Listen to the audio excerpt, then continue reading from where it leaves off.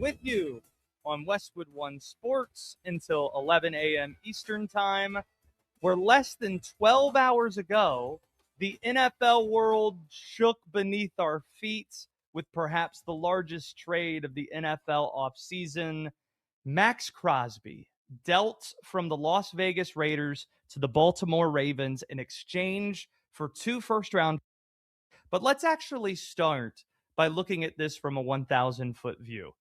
3 days ago, the Buffalo Bills and Baltimore Ravens were tied for the best odds to win the AFC. Favorites to go to the Super Bowl, they were tied at plus 500 odds. Since then, both teams have made bold moves to show all of us they're both reaching for the mantle to be viewed as the front runner to get to Super Bowl 61. So here is the big question of the day. Who should be viewed as the favorites to win the AFC? 310-840-4910 if you want in. Shout out to our guy Will taking your calls in Culver City. 310-840-4910. Carlos with a K. Ortiz is the producer of this program. The Bills and Ravens, they are the favorites to win the AFC. They stand alone. They're beyond everybody else. Those are the two teams based on the moves that have been made this week. First, it was the Bills adding DJ Moore from the Bears. This is the third straight year that Brandon Beane has taken a swing at a number one receiver for Josh Allen. Ever since they lost Stephon Diggs, they've been taking swings. Keon Coleman, that hasn't worked out. Don't think he's going to be back this year after what Terry Pegula said about him in that exit press conference. Josh Palmer, they thought that was going to be the answer last year. It wasn't. DJ Moore, who likes Stephon Diggs, is a Maryland Terrapin. Every bit as productive as Stephon Diggs has been over the last handful of years. So that is a huge deal for Josh Allen and for the Buffalo Bills. Speaking of Maryland, that brings us to the Baltimore Ravens. The Ravens won up the Bills by adding Maxx Crosby. When Lamar Jackson was healthy, the offense was not the problem last year. He missed 4 games a year ago. Tyler Loop missed the field goal in Pittsburgh. Otherwise, the Ravens get to the playoffs and win the AFC North. And who knows, probably not making as many changes as they have this offseason. The problem was the defense. We're not used to saying that with Baltimore, but that's the truth. They had so many changes. The defense hasn't been the same since Mike McDonald left to be the Seattle Seahawks head coach. Maxx Crosby, to put in perspective how big of a deal this trade is, Maxx Crosby is just the 15th player in NFL history to net 2 first-round draft picks in a trade. That's how good he is. He's going to be the biggest addition that any team makes this offseason. And now that brings us to the Ravens. That brings us to the Bills. They're the front runners, and they also have a lot in common. They're both breaking in new head coaches. Jesse Minter goes from the LA Chargers to the Ravens. Joe Brady is the head coach of the Buffalo Bills after he was the offensive coordinator. They both know that they are in winning windows right now, and they have veteran quarterbacks, and that 5 years from now, that winning window might be up. So it's time to push your chips in. They haven't made the Super Bowl with Lamar or with Josh Allen. They're both going all in right now. So if it isn't the Ravens, if it isn't the Bills, well, who is it in the AFC? Because right now, nobody really seems all that close to those two teams. The Patriots have a ton of needs and impending free agents. Plus, you might have followed, they just released Stephon Diggs. Are they going to get A.J. Brown? Maybe. And if that happens, we could start talking about them more. They went to the Super Bowl this past year. Can already hear the folks from Boston saying, why aren't we just the favorites? Because we went 14-3. Well, did you watch the way you played in that Super Bowl? Did you watch the way that the Patriots played in all their playoff games, frankly? Haven't looked impressive in any of them. And then how questionable their resume is. One playoff team you beat the entire year. you seem set for a setback. And then the Chiefs, they're going to bounce back. Josh, Patrick Mahomes, Andy Reid. Notice we didn't say Travis Kelce there. Did you know that technically Travis Kelce is a free agent? We don't know. Now, he's not going to go to another team. He's either going to retire or return to the Chiefs, but my man's getting ready for a wedding. We're talking about 3 months away from his nuptials with one Taylor Swift, and the Chiefs just traded away one of their better players. Trent McDuffie is now an LA Ram. They cut their center for salary purposes. They got a lot of room. They have a lot of work to do in Kansas City, and obviously they didn't have a great year. So it seems that it is the Bills. It seems that it is the Ravens. Those are your two front runners in the AFC after the moves we've seen the last few days. But who do you think should be viewed as the favorites in this conference? 310-840-4910 if you want in on the program. This segment sponsored by our friends at Progressive Commercial Insurance. They protect small businesses with affordable coverage options. Get a quote today at progressivecommercial.com. Let's hear from our guy, Carlos with a K, who's excited for the USA.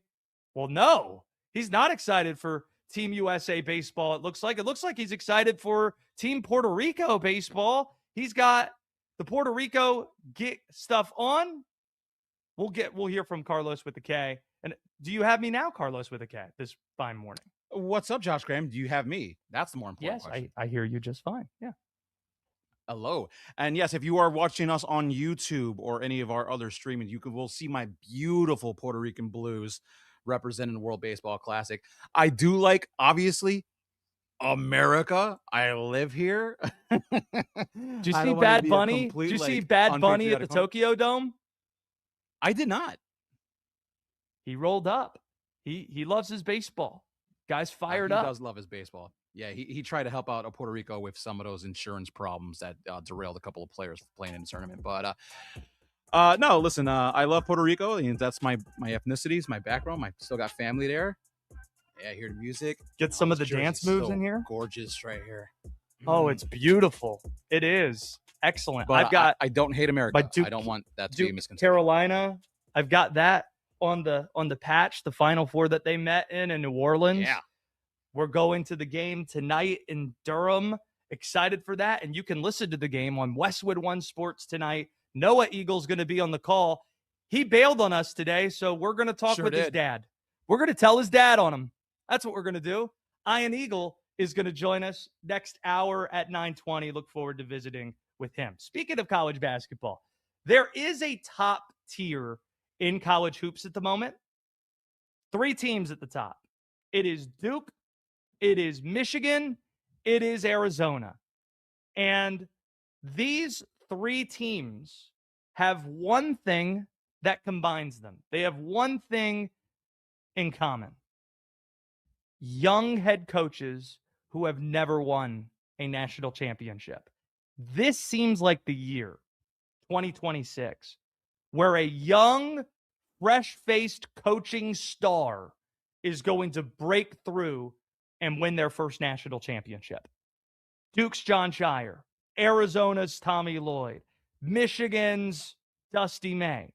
One of the 3 are going to break through and become the next star. The old guard's gone. Coach K, Roy Williams, they're not around anymore. Jay Wright, not around anymore. Tony Bennett, not around anymore. They're not in college basketball. They're on the way out. They are out. Jim Boeheim. These are the guys that you circle as being the next wave of the new guard. Looking specifically at Shire and Tommy Lloyd, they're off to historic starts. Shire is going to pass Brad Stevens for the most wins a coach has had his first 4 seasons as a D1 head coach. He's currently tied with him for that mark, so he could break that mark tonight against the Tar Heels on senior night. Lloyd, meanwhile, he's in year 5 with the Wildcats, and guess what? Guess what he did on Monday night? He passed Brad Stevens for the most wins a D1 coach has had his first 5 seasons. So they're both off to tremendous starts in their first head coaching gigs. Tommy Lloyd was at Gonzaga forever prior to taking the Arizona job 5 years ago. John Shire, he's taken over the reins from Coach K, of course. And nobody looks better than Duke right now. Arizona with Koa Pete back looks scary. So those two really stand out. But don't forget about Dusty May at Michigan either. He has the Wolverines turned into a monster in just his second season in Ann Arbor. From top to bottom, you can make a case that Michigan has the best roster in America. And like Shire, Dusty May, he's already advanced to a Final Four. But here's the part that makes it even more impressive. He did it with Florida Atlantic. Going to the Final Four with Florida Atlantic is much more impressive than doing so with the Duke Blue Devils. College basketball is in desperate need of more stars in the coaching ranks. Unlike the NBA, which is player-driven, fans love the brands of college basketball, and it's the coaches that can draw a lot of interest. You look at Dan Hurley at UConn. It's early for me. UConn is obviously humming. They have a chance to win a title. Dan Hurley's already won a few of them. But beyond him, who is the star coach with a personality? It's mostly still old guard. It's Tom Izzo. It's Bill Self. It's John Calipari. It's Kelvin Sampson. This needs to be the year, for the sport's sake, that a young coach takes a step. Whether it's one of these three guys that we just named, or if it's a guy like TJ Otzelberger at Iowa State, or Nate Oates at Alabama, or Hubert Davis at North Carolina. That's probably not going to be the team, considering that Caleb Wilson not going to play tonight, not going to play for the remainder of the season. That really is a gut punch to the North Carolina Tar Heels and explains why that spread floats at around, 17.5 points? Yuck. If you're joining us this morning, there's a chance you might not have missed the action, or that you might not have seen the action from Athens, Ohio last night. Maybe the game of the year in college basketball happened. It's not often that at the end of regulation, you have the score reading 100-100. But that's what we had with Miami of Ohio facing their rivals in Athens, Ohio, Ohio University. And the Red Hawks did it. The Red Hawks held on to win 110-108. It is a perfect regular season for Travis Steele's group, 31-0, going to the MAC tournament, a lock for the NCAA tournament, and frankly, they should be. Quite an achievement, going back and forth. Athens, Ohio, they know how to get down in Athens, Ohio. I've been there a few times. See, I reside in the great state of North Carolina, where this game's going to be played the night in Durham, Duke, North Carolina. I went to a place that is described as a party school called East Carolina University. And they don't like that label, but we know that's the label, okay? It's there. They know how to get down in Greenville, America. The school that I often heard my school compared to is this mid-major in Ohio from Athens, Ohio University. The students were getting into it. They're throwing things at the Miami, Ohio players. The Miami, Ohio players are waving and smirking, getting into it with the crowd. It was a scene. If you think that the only thing that matters in college sports are the high majors, if you think the mid-majors aren't worth watching, or the regular season in college basketball, there's no way you could watch the scene last night in Athens and feel that way. Because that's as good as the sport can get. And that's the magic of it. It's the magic of college basketball, what we saw last night. Congrats to the Miami Redhawks for winning last night and finishing the regular season 31-0. Coming up, your calls, 310-840-4910. You tell us who the favorite in the AFC should be. Plus, perhaps the NFL's best quarterback scooped Adam Schefter and Ian Rappaport.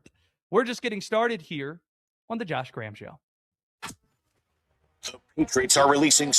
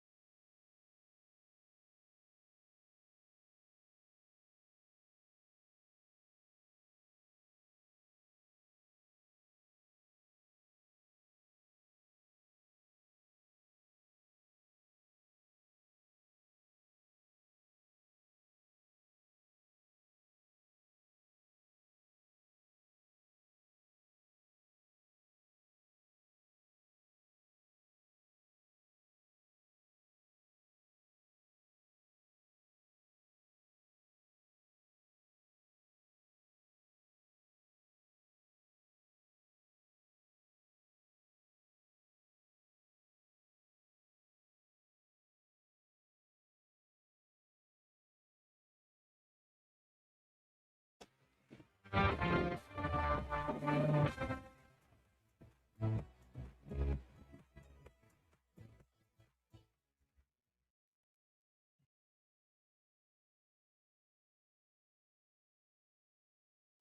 One Sports presents Josh Graham.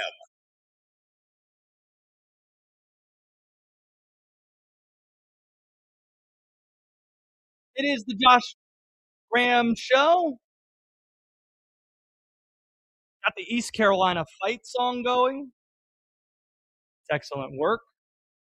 However, and wherever you are listening or watching, greatly appreciate that. We got Carlos with a K, who's fired up with this Puerto Rican jersey on. World Baseball Classic going on at the moment. Go Team USA. Go. The Japanese just finished out a win with Drake May in attendance out in the Tokyo Dome. The Japanese beating, who did they end up beating? That just finished up in the Korea. last 10 minutes. They beat Korea. Thank you. 8-6. Speaking of Drake May, though, he's one of the best quarterbacks in the NFL, but maybe a separating point among the best quarterbacks in the league. Who can break the news best? Because the timeline of the Maxx Crosby trade, fascinating. At 9:57 in the morning yesterday, Eastern time, Diana Rossini posted on X that the Baltimore Ravens are a team to watch for. That was the post. 2:09 p.m., Lamar Jackson posts a GIF. Denzel playing Alonzo in training day. You know the GIF. Boom. That's what it said. Boom. From the scene where they're sitting at the coffee shop early in the movie. Tell me a story, Jake. I like reading the newspaper. You won't let me read the newspaper, so you tell me a story, Jake. And then 7 hours after that, 9:18 p.m., the news breaks that Maxx Crosby has been traded to the Baltimore Ravens. So what happened between Lamar and that becoming breaking news? Yes, the Josh Graham Show is on early. For those who don't know, I'm generally on overnights, 11 p.m. to 3 a.m. during the week. On the weekends, on 4 to 7 p.m., you could catch Linnell Willingham, the youngest in charge, 4 to 7 p.m. later this afternoon, as I will be at Duke, North Carolina, that you can listen to on Westwood One at around 6:30 tonight. So what happened here? Did Lamar Jackson get yelled at? Do you think, Carlos? Do you think Lamar got scolded at all? He did not delete the post. He just sent it out where it said, boom. Could he be talking about something else? Is this too coincidental to be coincidental? Yeah, I think it was Lamar, playing coy, possibly playing troll, because you know what? A lot of people went to that assumption that, like, okay, the Ravens did something in terms of getting a trade, but there was also talk that, is Lamar getting traded? So I think he has enough plausible deniability to avoid getting scolded, and they're not going to scold their franchise quarterback, that Baltimore Ravens are. Yeah, So, I don't even think the I think it head was coach fine. has met him yet, face to face. Right. Right. Jesse Minter think might that's have true. met Crosby first.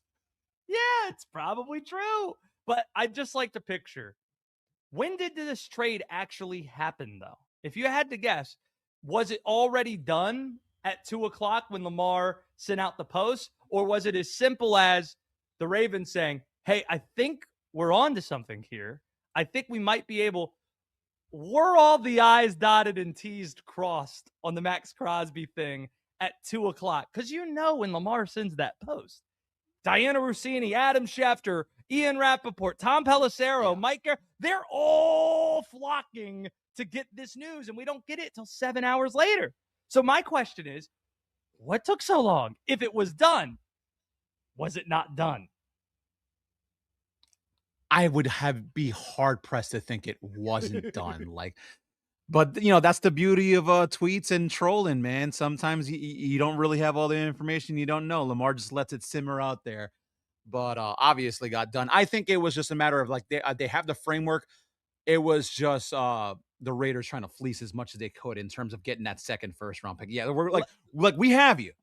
But maybe we can have Dallas up their offer a little bit. Maybe we can have the Bears up their offer a little bit. And then ultimately, Baltimore was the one that ponied up with the 2 firsts. Let's do an exercise. Let's pretend that the Ravens, the deal wasn't done. And you get to play the role of Eric DeCosta. And I am Lamar Jackson.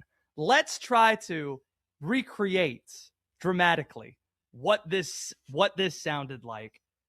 The phone's ringing. Oh, it's Eric DeCosta. Hello? Hey, Lamar, what's up, man? What's going on? We talked a few hours ago. Maxx Crosby. Yeah, so we're going to go ahead and make the deal. Do me a favor, Lamar. Don't say anything, but we're going to get Maxx Crosby. You don't know? I thought I sent out the Alonzo tweet. You didn't see that? Boom. No, of course I didn't see it. I'm over here busy trying to get Maxx Crosby. Lamar, I need you to delete this and lie. Well, hold on a sec. I did. You told me not to say anything earlier about Maxx Crosby. I didn't say anything about that. Could be anything. They could think I'm a Duke basketball fan, happy that Caleb's not playing. All right, Lamar, I think I'm gonna have to trade you. Insane. There you go. I'll exactly expect the Oscars in the mail. See, this is what I think. It's foreshadowing for guess what they said that we're going to bring back later.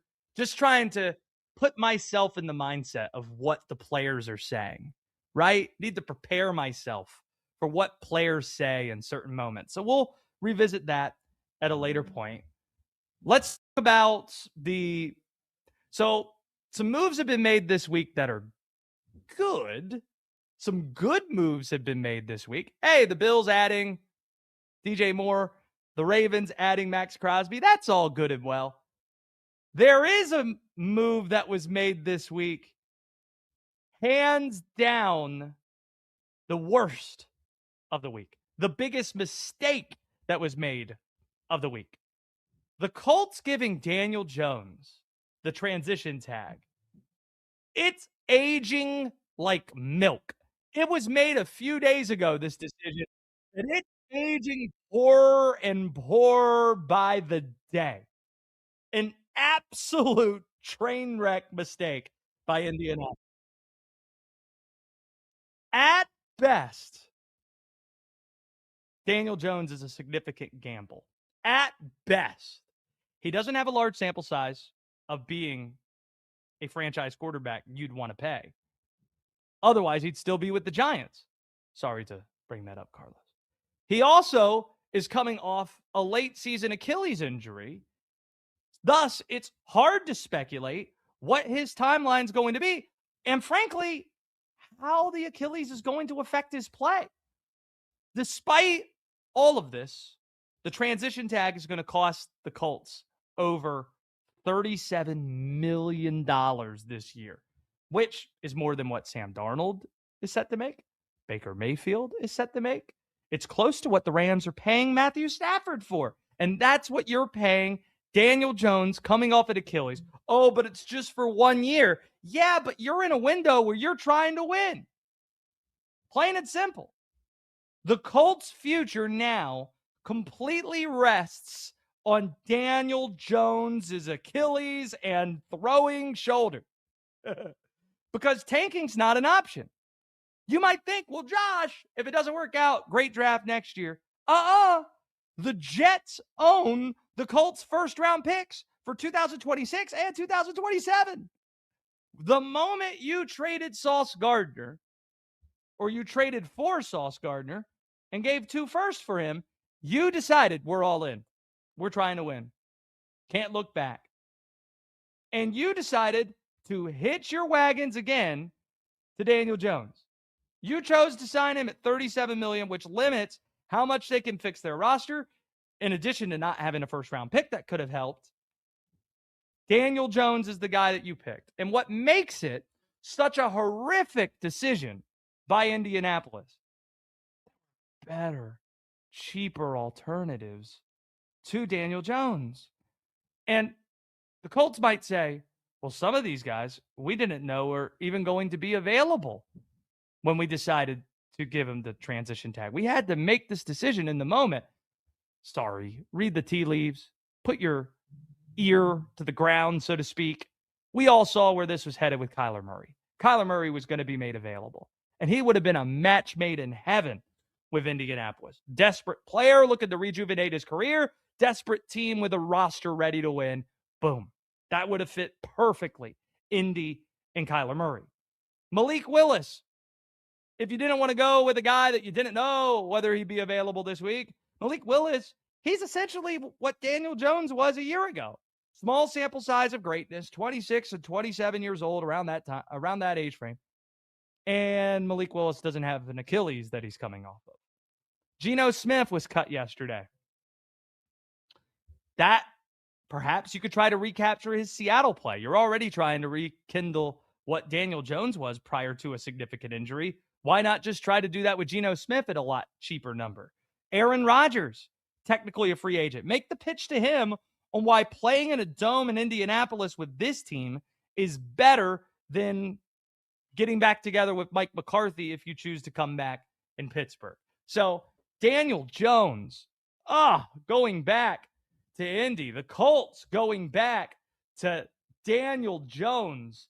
That doesn't make a lot of sense. And frankly, the worst decision that was made by a team this week. Who would have been the best option for the Colts at quarterback? 310-840-4910 if you want in on the program. This is an encouragement to make sure you're subscribed to our YouTube channel. Search Westwood One Sports Night and Carlos with a K. Don't know if you've noticed of late, but over the last 2 weeks, we've gone from about 100 subscribers to close to 700, where this thing's blown up very quickly. And we just started this thing, and it's because people like the content, people like the videos, they like the live streams. That's all good and well. And Denton Day, he texted me. He's like, hey, maybe we can get to 1,000 by training camp. I said, we're going to get to 1,000 by the end of March Madness. Maybe by the time we get to the Final Four, because we're going to have content on that feed tonight exclusively from Duke, North Carolina, where we're going to be broadcasting the game on Westwood One. And we're going to have some content as well from the Final Four. Your boys go into Indianapolis, so we'll have some stuff there exclusively. Westwood One Sports Night is the feed. Are you subscribed, Carlos with a K? I am subscribed, and all I have to say is you're welcome. I take credit for all of the numbers.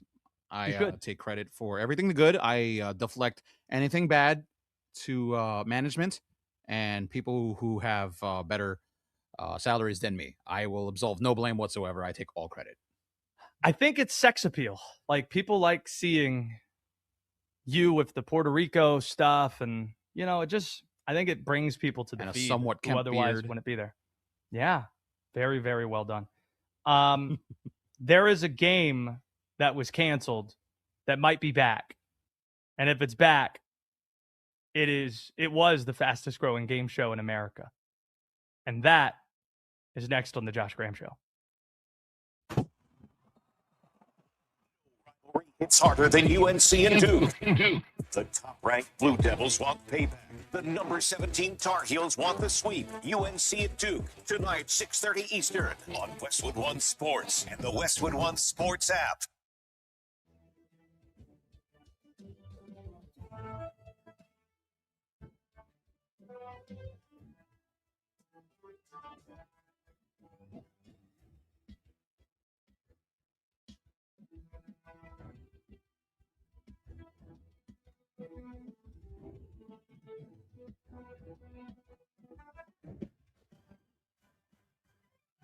At the tone, the broadcast will begin in 4 minutes, 30 seconds.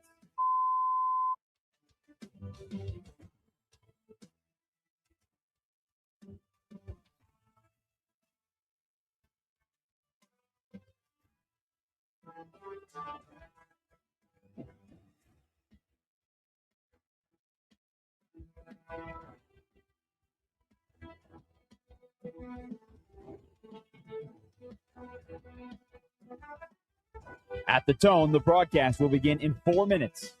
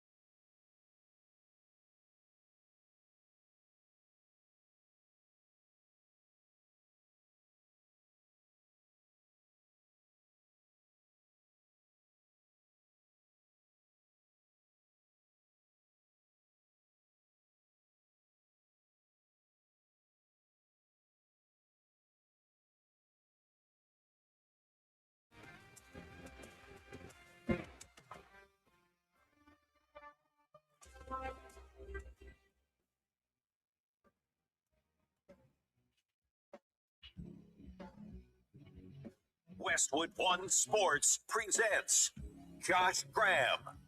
We've been asking questions. How about we try to get some answers? 310-840-4910. The Ravens take a big swing on Maxx Crosby. The Bills, they acquire DJ Moore from the Chicago Bears. Let's go to the phones. Let's go to Jim, who's in Seattle, that wants in on the Ravens. Do you think, Jim, that the Ravens acquiring Maxx Crosby make them the favorites to win the AFC? No, because even if the Ravens got Maxx Crosby, they still have to twice a year deal with T.J. Watt, Myles Garrett, Joe Burrow.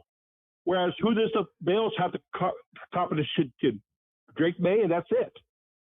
Yeah, well, that's in your division. The Patriots had a last place schedule last year. This year they have a first place schedule. And I'm looking at it right now, Jim. It's a good point you bring up on schedules. The Patriots last year drew the NFC South, which they draw once every 4 years from the NFC. This year they get the NFC North, meaning you got to go up against Detroit, Green Bay. You get to play the Chicago Bears, and you also get the AFC West, meaning you face the Kansas City Chiefs. You go up against the LA Chargers, the Denver Broncos. It seems, and they have a rematch with Seattle and they have Pittsburgh too. Wow. They have a very difficult schedule is what I'm looking at. A lot more difficult than what we saw a year ago. Does that change the way you think of Buffalo? No. I just keep thinking of how 6 times a year you have to deal with the Ravens are going to have to deal with T.J. Watt, those guys, Myles Garrett, 6 times a year. I appreciate the call. What time is it right now in Seattle? How are you spending your morning? What kind of coffee do we have? I'm wide awake now because we've got daylight savings time coming up in less than 24 hours, so now we're getting used to it now. Don't remind me. I appreciate the call from Seattle, Jim. It's good to hear from you. Let's go to Tony, who's calling from Illinois. So we were just talking about the Ravens. The Buffalo Bills just acquired somebody from your neck of the woods. DJ Moore is now in Buffalo. Give us the scouting report. If you're a Bears fan looking at the Bills, do you think better of the Bills now that they have DJ Moore? Well, I'm going to tell you something about DJ Moore. Rarely do you see a ball player with the ability to turn a complete 180. And here's what I mean by that. When the Bears were running at full strength offensively, they were trying to gimmick him into the offense. They were putting him in the backfield. They were running screenplays for him, hoping that he was going to be very much a yak type of receiver. And now you go 8 weeks, 10 weeks into the season due to attrition, DJ Moore resurrected his stock as a number one wide receiver because he made arguably a couple of the greatest catches in Chicago Bears history and definitely in his own personal career. So, you're getting a high-quality athlete. Not only that, but the guy never missed a game. I think his whole tenure, the guy missed 6 games with the Chicago Bears. And a lot of people forget the catch he made against Green Bay. Early on in that game, the guy gets speared in the back and is down on the field, could barely get to the sidelines, and then was in for the next series. So they're getting a really high-quality guy. The only downfall with a guy like DJ Moore is the guy is very much a body-type catcher. He's not the alligator arm that's going to, sell out so much. He's more comfortable as a body catcher, which gives him a smaller catch radius than some other receivers.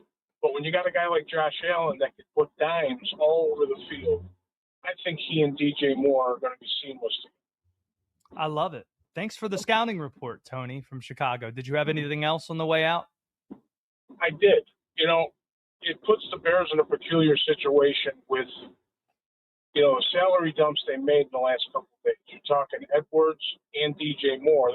It's over $100 million contracts. I figured they were trying. Don't forget about the center retiring too. Absolutely, Dahlman. And they picked up a decent replacement. I think the guy's going to be serviceable based on the guys he has around him. I think Jackson and Tooney can really instruct him, because I think he's young enough to still get out of some bad habits he might have. But I thought they were clearing salary to go swing on a guy like Maxx Crosby. We all know Myles Garrett is out of the picture. Cleveland's going to keep him. So on my way out, I'd like to hear your opinion. If there's Would it be anything sacrilege? national Let me about ask you this. Because the first name that came to mind, I think Trey Hendrickson's going to go to the highest bidder. I don't think Chicago's going to be the highest bidder. Would it be sacrilege to bring in Rashawn Gary from the Green Bay Packers? No, not at all. What's fair is fair. There's been plenty of defensive backs the Bears have had over the last 10 years that actually flourished in Green Bay. I don't mind picking, the pocket of a division rival. But that's the tricky thing. Green Bay, their mindset is always stay away from your own division. I can't see them making that kind of deal with the Bears. But you didn't see yesterday. Rashawn Gary put out a statement saying that he was released, and then it was deleted. And Adam Schefter said he wasn't released, but the writing is a bit on the wall. I'm up against it, Tony. It's good to hear from you from Illinois. Give us a shout back another time, 310-840-4910, if you want in on the show. So there are some edge rushers that are made available in this class, and it doesn't seem that Baltimore is done yet either, because this is a team that's now fully invested right now into going into doing whatever it takes to win in 26, in 27. The next move you should expect Baltimore to make is announce a contract extension for Lamar Jackson, because we saw Lamar on X say that he approved of the Maxx Crosby move. Boom! The Alonzo Mourning. Gosh, Carlos with a K. How do you do it? 8 a.m. each morning. I'm used to being on 11 p.m. to 3 a.m. And I'm calling Alonzo from training day, Alonzo Mourning, and calling Maxx Crosby Maxx Johnson, as if he's the son of Brad Johnson playing quarterback for North Carolina and LSU and Texas A&M and wherever hell else he's played. It's rough. Yeah, and winning a Super Bowl with the Bucs. I mean, brother, what makes you think I'm doing it? I'm up at 5:30 a.m. East on the East Coast. I still don't even know my brain is fully functioning. So let me then put the brain to work just for a little bit here. You need to sign Lamar to a contract extension in an effort to try to restructure the deal to allow you to do more in free agency and maybe even more via trade for 26 and 27. That's what's most important for Baltimore. Also, there are rumors out there. I love rumors. Tyreek Hill, potentially, going to the Baltimore Ravens. If you're going to go all in, go all in. Yeah, especially since, outside of Zay Flowers, do they really have a, strong number 2, 3 that they can work with? Listen, you're not going to be paying top dollar for Tyreek Hill, but I think the Chiefs would probably welcome a reunion there as well. But especially with like all the trouble that Rashee Rice has been facing, he probably can get another suspension if he plays his cards wrong, which why would I think you'd play them right? So, Xavier Worthy could use a little help. Patrick Mahomes, I'm sure, will be fine with that. And like, remember the old meme? He just throws the ball. Tyreek's down there somewhere. So maybe the Chiefs would want to get into a little bit of a mini bidding war with Baltimore, but I don't hate the fit for either one of those guys. Let's go back to the phones. 310-840-4910. Eric is in Texas. What's up, Eric? Good morning, sir. I want to talk about Buffalo. I'm a diehard Bills fan. I'm born and raised in Rochester. I don't even think it's fair to call us a top contender right now because we have so much uncertainty, right? Hold one sec. For the record, I'm not calling you guys that. Vegas is. They're the ones that have the big, tall buildings out that way. They tend to know something, and they're the ones saying that you guys are a top contender. Fair enough. But to me, we have too much uncertainty. New coach and Joe Brady. Yes, he's been there, but was it his offense we were running or McDermott's? We don't know. our new defense. We just cut Terry and Johnson, arguably one of the best nickel corners in the game, because he didn't fit our new defensive scheme. We have so many holes on that side, and then we trade a second-round pick for DJ Moore, which, in my opinion, yeah, he's a good player, but I think he's a high-end wide receiver 2, low-end wide receiver 1. Yes, it's a more talented receiver than Josh has had since Diggs, but who knows what we're going to get from him. He's almost 30. He could be on the down end of his career, and that kind of takes us out of the wide receiver number 1. Also, what you said about the Ravens going all in, that's what we in Buffalo mean by going all in. They traded 2 first-round picks for Maxx Crosby. Buffalo's been clamoring and trying to get something done like that. The fans have been calling Bean to do something, big baller Bean, but all he does right now is the middling contracts, right? One of our biggest Well, problems. we just traded a second-round pick for DJ Moore. That's not nothing. But that was a favor to Chicago because we gave him cap relief. So that should have been a 3rd or a 4th or a 5th round pick if you're really looking at it big picture, because we did them a favor. Now, our biggest problem, we have $46 million in dead cap hit this year already with all the cuts we made last year. They all say, well, it's hard to pay players when you pay a quarterback, but then we signed Josh Palmer last year for, I think, about, $13 million a year? And he's a low-end 2, high-end 3? Can I tell you my biggest concern with Joe Brady? Absolutely. I appreciate the call, Eric, from Texas. I'll tell you it right now. Joe Brady, the concern I have with him, it's not necessarily was it his offense or Sean McDermott's. It's that Sean McDermott is the guy who's led you to 7 playoff appearances in 8 years, or 8 and 9, whichever of the two it is. The concern with Joe Brady is, have we ever seen him have success apart from a quarterback that is undeniably excellent? And you might say, well, Josh, what if the excellence of that player was Joe Brady's doing? We have examples of players that were excellent apart from Joe Brady and with Joe Brady, but we don't have examples of Joe Brady being excellent apart from the great quarterback. Remember, Joe Brady, he really flew up the ranks at LSU. His one season at LSU, they win the national championship. Joe Burrow, incredible. And he parlays that into getting an offensive coordinator job with the Carolina Panthers. Now, how did that go? Not great. I was there I watched every snap of that. I live in North Carolina. I covered the Panthers for 8 seasons, including those seasons. He was fired before the end of year 2. Goes to Buffalo, and guess what? Josh Allen, he's really good. Thus, Joe Brady looks really good. I think there's some question of what exactly Joe Brady is apart from the great quarterback, and now he's stepping into a gig that is very much new. So I would not answer the question in asking who is the front runner in the AFC. I would not answer that question, Buffalo.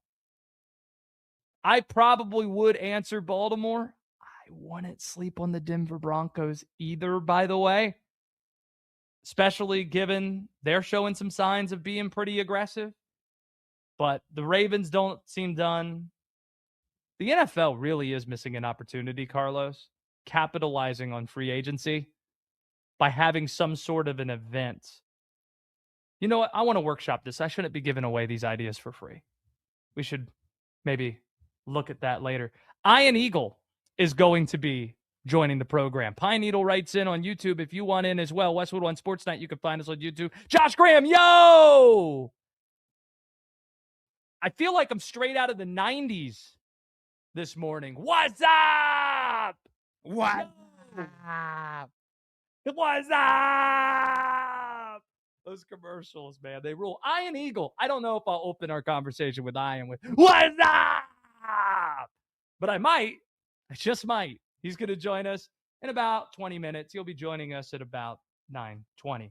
This might sound crazy, but if I'm Joe Burrow, after this past week, I'm asking the Bengals for a trade. And I'll tell you why next. This is Westwood One Sports.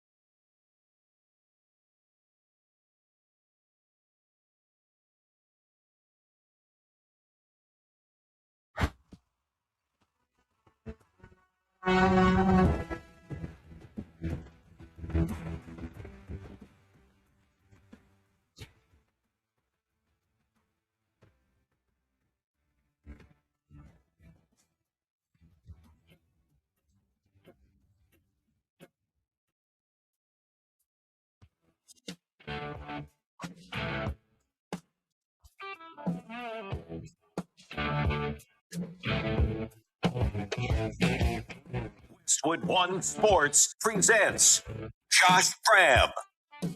Massive hour on the Josh Graham Show ahead. Ian Eagle. He's going to join us in 20 minutes. He's calling Final Four for CBS and Turner. We'll talk college basketball with him. His son, Noah Eagle, will be calling Duke, Carolina, where we're going to be for Westwood One tonight. Noah wasn't able to make time for us today. We're going to tell on him. With Daddy. 20 minutes. That'll be good fun. But the big news in the NFL is that Maxx traded about 12 hours ago.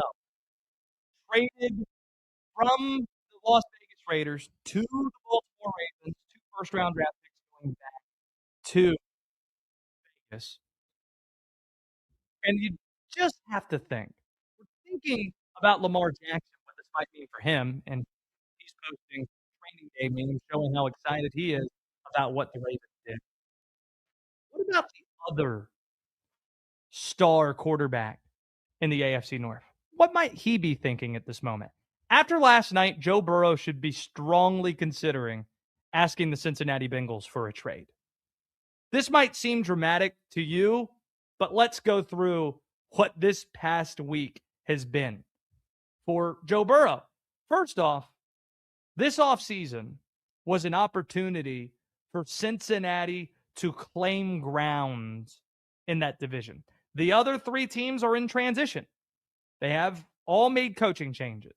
Mike Tomlin stepping away from Pittsburgh after nearly 2 decades there. Baltimore firing John Harbaugh. Cleveland firing Todd Monken. Meanwhile, you're the team that has a top 5 quarterback in the sport too. You're the team that has continuity with the head coach, Zach Taylor. In theory, that should have given the Bengals some sort of an advantage. You would think. Instead, the Bengals have displayed organizational malpractice, how they're looking to build this roster and keep Joe Burrow happy. Keep Joe Burrow happy by keeping Joe Burrow's team competitive. They have a star edge rusher in Trey Hendrickson. They couldn't agree to a contract with him, though. Why? Because the Bengals are historically a cheap franchise.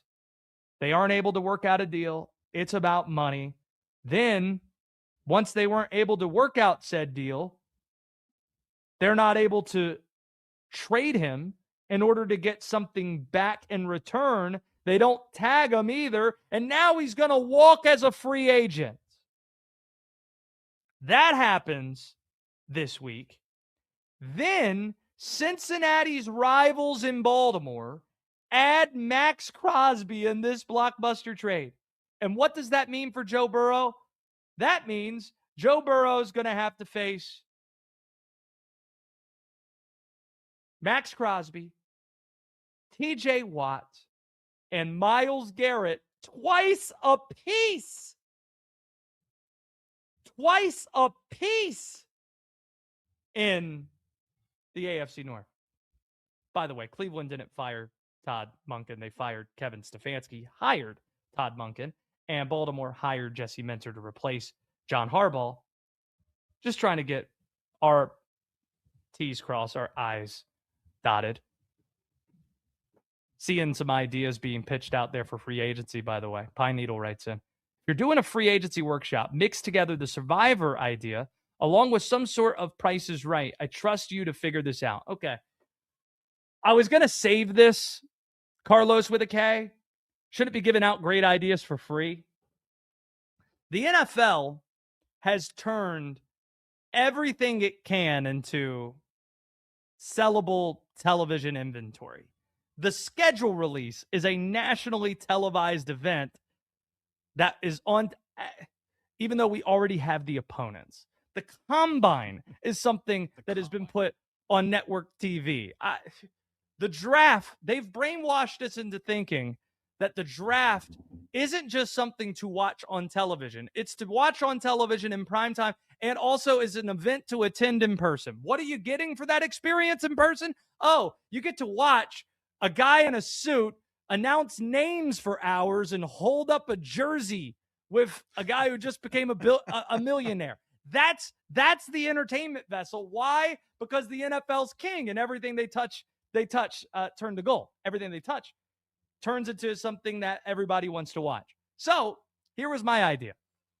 Are you a fan of UFC? I know of it. I'll watch it, but I don't follow. Sure.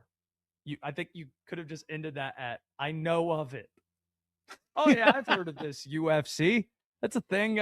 Some guys fighting. That's what's happening there. Yeah, exactly.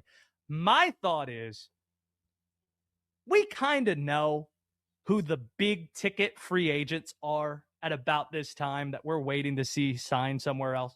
Looking at you, Kenneth Walker. Looking at you, Trey Hendrickson. I'm looking at you. Who do we want to put as the third in this group? Oh, how about Stephon Diggs? These guys are top free agents that are available. Looking at you, Kyler Murray. Got to have a quarterback involved in here. How cool would it be if it was, let's say, an event in New York City? Let's say we're at Radio City Music Hall, and at 7:00 p.m., one of those three players is going to announce, like signing day style, putting on a hat, which team he's going to sign with. And then all the shows get a chance to react. Oh. Or maybe it's every 30 minutes. You get a new player going up and announcing where he's going to go. And all the insiders are embargoed. You know how you go to a comedy show and you have to put your phone in the little container? At the beginning of it, we get to see Adam Schefter, Ian Rappaport, and all the insiders put their phones in those containers so that they don't break the news prior to it happening. So we just have these guys, LeBron decision style, going up every 30 minutes, and then we can react to it in real time. Are you not telling me this is a televised event where we're all going to watch? We're all going to watch this. We're all going to watch it, but there's no way in hell that this is going to work out for anybody. Maybe not even the NFL. You can't sell me on this. We collectively kill LeBron to this day on the decision, on his picnic shirt, looking like a blankets, Jim Gray being there, Boys and Girls Club in the backdrop for no reason, a random American flag. That was 100 years ago, and LeBron is still getting slammed for it. You think NFL free agents are going to sign up for this? First one through gets bloodied. But I think the concept isn't as bad. I mean, we do it with signing day the same way. I think it's a little bit different with LeBron and NFL players. I just think it is. And I think the NFL, it's a chance to turn something into content. It is our free agency kickoff. I mean, you're giving the NFL and Park Avenue some ideas there, but does that really sound compelling as a fan? Yes. Just watching Stephon Diggs sit there with three hats. I'm taking my talents to the Arizona Cardinals. Like, come on, what are we doing? But that could be lower. That could be lower on the card. So I'm saying, like, if we start this thing at 8:00 and you open out of the box with Stephon Diggs telling us where he's going, I imagine we're doing a live show. And it's like, all right, well, now we need to talk about Stephon Diggs. He's now playing for the Denver Broncos. Whoa! And then the next one up at 8:30, we're going to bring Trey Hendrickson up. Trey Hendrickson now playing for the Tampa Bay Buccaneers. Does this make them? And then we have the conversation for 30 minutes, and we're breaking it down. You get commercial breaks in there. And then at 9:00, Kyler Murray's on stage. Where's he going to go? And then he makes an announcement. It shocks us. Whoa! We're all there. I just don't. Just don't put it on Thursday, Friday, or Saturday during the NCAA tournament. I have it like Sunday night, like tomorrow. We could have it tomorrow night. Have your free agency extravaganza. I think this is a great idea. I frankly feel bad that we're giving this out for free on the air. I feel bad that we're doing that. I feel bad that we're giving this out, period. Because the NFL might mess around and run with this. One more time. I might have sampled that. I need to hear that one more time, Will.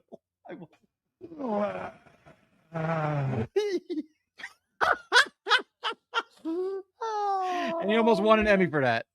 I don't know what we win. Marconi's, Peabody's, I don't know. But give all of us all the awards. 310-840-4910. But Joe Burrow, if I'm him, I'm asking for a trade now. I don't want to face Maxx Crosby, TJ Watt, and Myles Garrett a combined 6 times a year. At this point in his career, he's approaching the same territory Matt Stafford occupied in Detroit. Burrow won the Bengals' first playoff games in 30 years. He took them to a Super Bowl. And like Detroit last decade, Cincinnati's just not a well-run organization. The fans know this. So when Stafford asked for a trade, it was almost understood by Lions fans, and he's still loved up there. And that might be the same treatment that Burrow gets. Here's the treatment that you can get. Progressive Commercial Insurance. Protect your business vehicles 24/7. See if you can save at progressivecommercial.com. There's so much happening in college basketball. And I'm talking outside of Duke, North Carolina. I love the Duke, North Carolina rivalry. In fact, we could talk more about that a little bit later on. But Miami of Ohio, they might have been involved in the game of the year last night. At Ohio University, Miami of Ohio, incredible stuff. 100-100. The Red Hawks, they visited their arch rival. They finished it out in overtime, an unbeaten season, 31-0, with a 110-108 win. That's one that, if you missed out on a lot of fun. Yes, you have Duke and North Carolina tonight, which is going to be, even without Caleb Wilson, a spectacle. And in terms of the marquee games you have today, this one might not immediately appear on your radar screen, but the biggest game in college basketball is Cincinnati visiting Fort Worth. That's the most important game of the day. Cincinnati, under Wes Miller, he looked dead and fired. Like his career looked like it was going to come to a close with the Bearcats. Revived from the dead, firmly on the bubble now. Won at Kansas by double digits. They are 7-1 in their last 8. TCU is viewed as being just inside the field. They're in the tournament. They're hosting the Bearcats, who, according to Joe Lenardi and all the other bracketologists, just on the outside looking in. So in terms of a bubble game that meets the bar of being a significant high-level game with maximum importance, it doesn't get more important than that one right there. On the first Saturday of March, it's only right that Ian Eagle, the voice of the Final Four on CBS and Turner, joins the show. He'll do that next on the Josh Graham Show. Selection Sundays in 8 days. March Madness.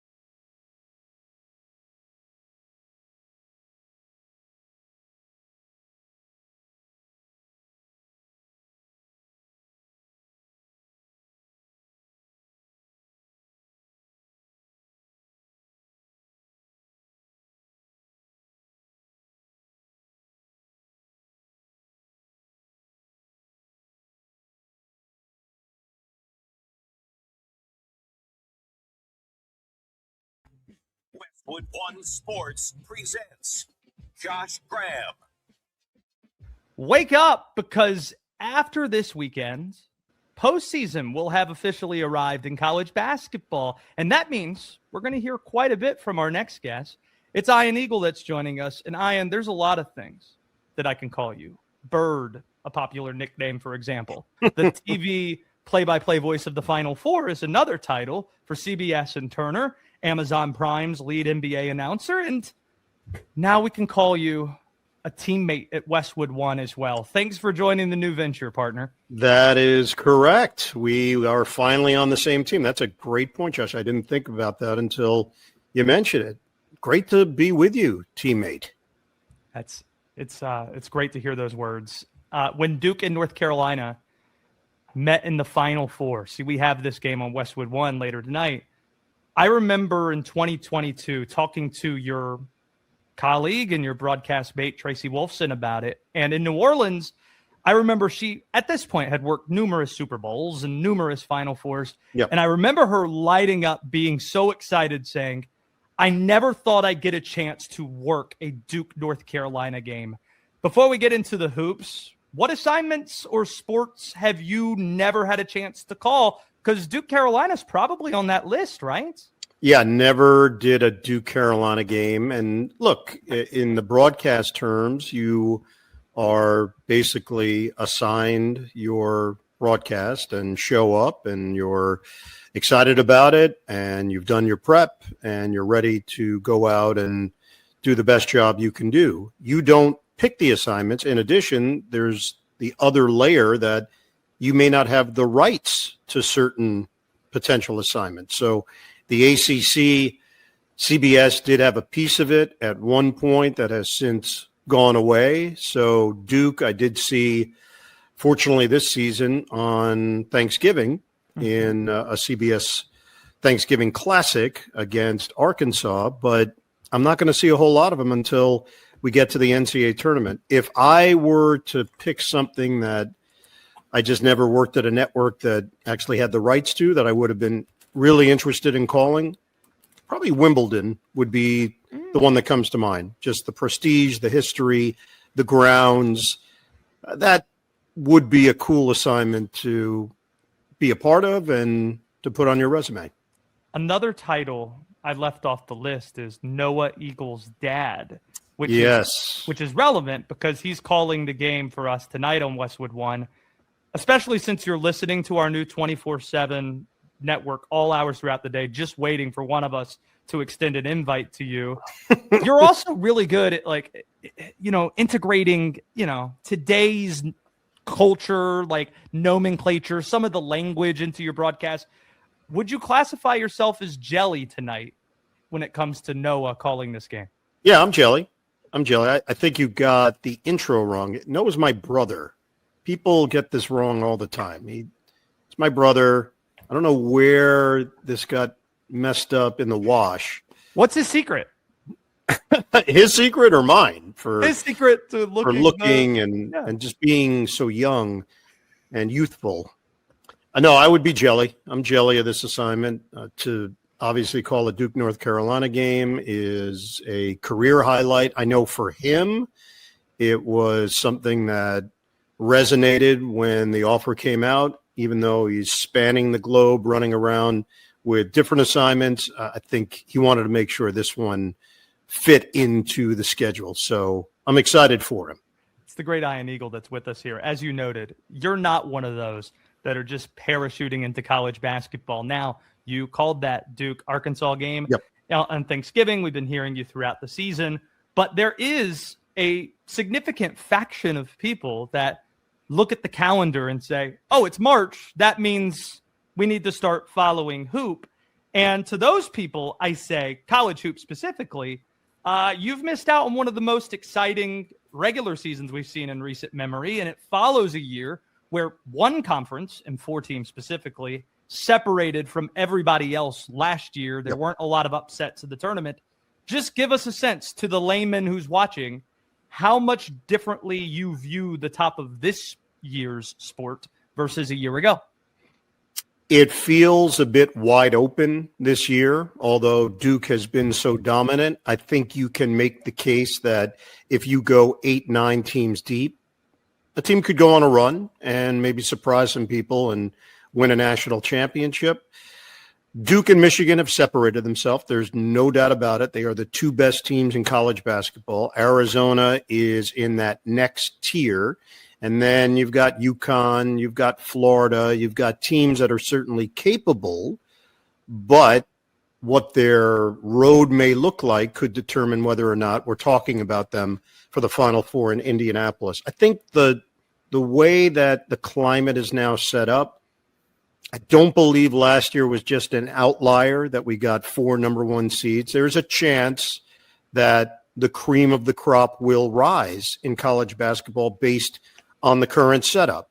And that doesn't mean that you can't get an upset in the first round. You can't have a mid-major that maybe has a bit of a magical run through the first weekend. It can still happen, but it's going to be a bit more challenging, basically because mid-majors that have gone on runs before, VCU, George Mason, Loyola Chicago, others that you want to put on that list, many of them had developed chemistry with teams that had time together.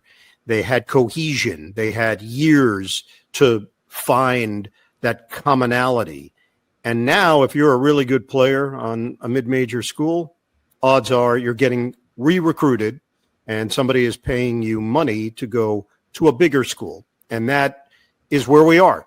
And I don't know if this is where we will end up being when it's all said and done, but for now, that is the terrain that we're looking at, which to me means that the schools that have gone out and have chosen their personnel correctly, evaluated correctly, will probably be in a better position from a big conference to make an appearance in the Final Four. That doesn't take away the kind of season it's been.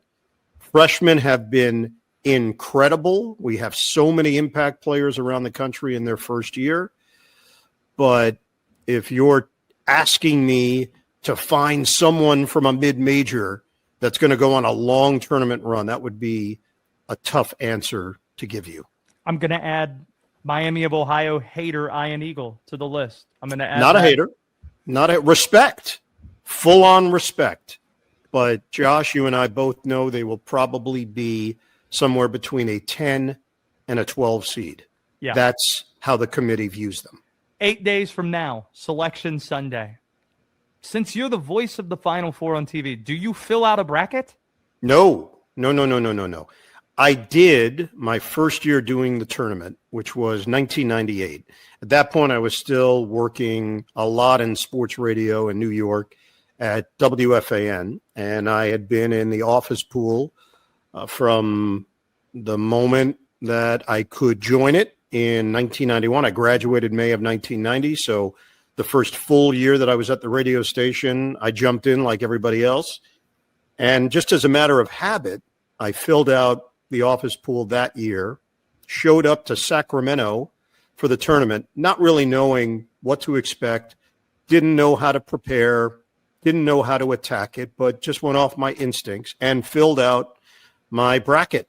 And then as I was calling the games in Sacramento, I had the likes of Illinois State, Maryland, Arizona, Nicholls State, Utah State.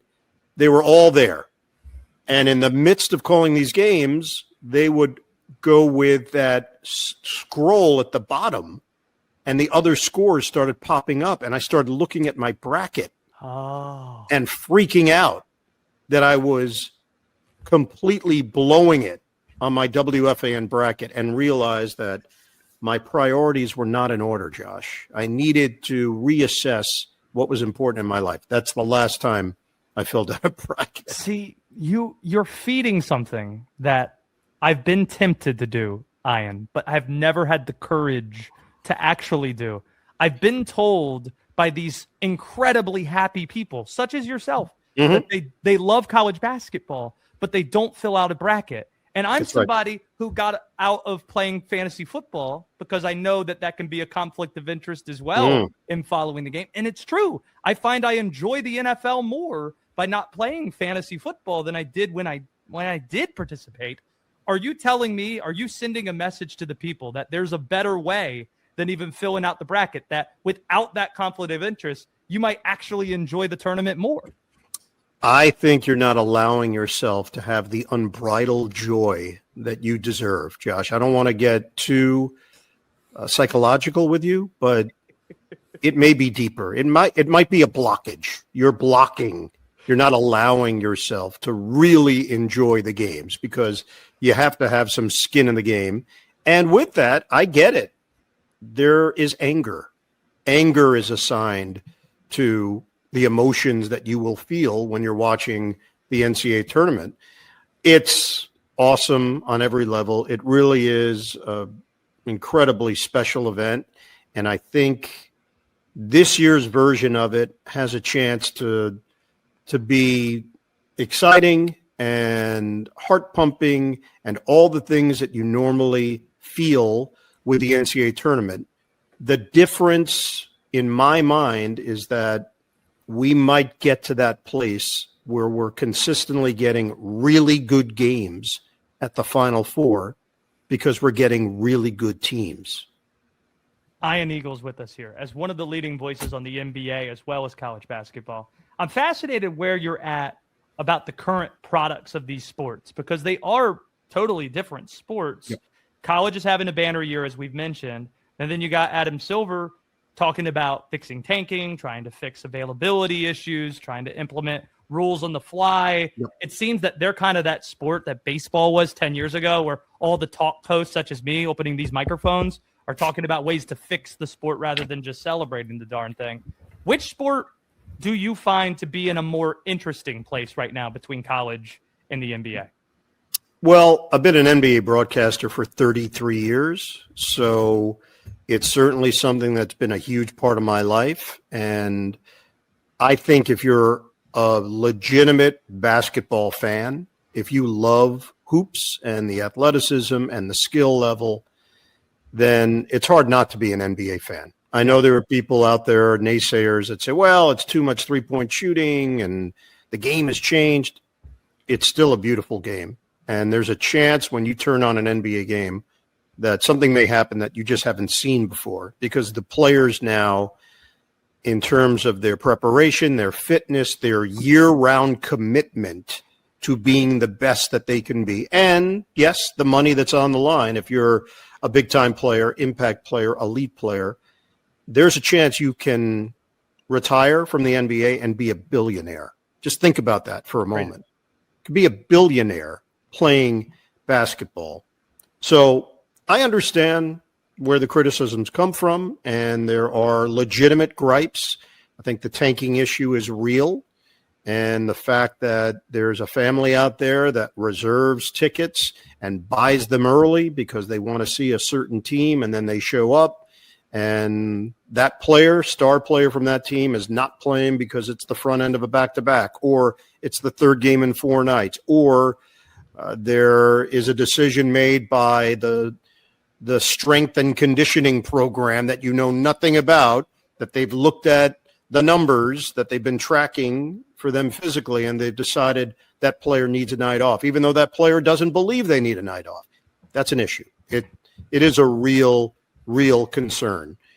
Adam Silver is really smart, and I believe that they will continue to do whatever is necessary to maintain the purity of the game, and recognizing the fans are a really big part of it.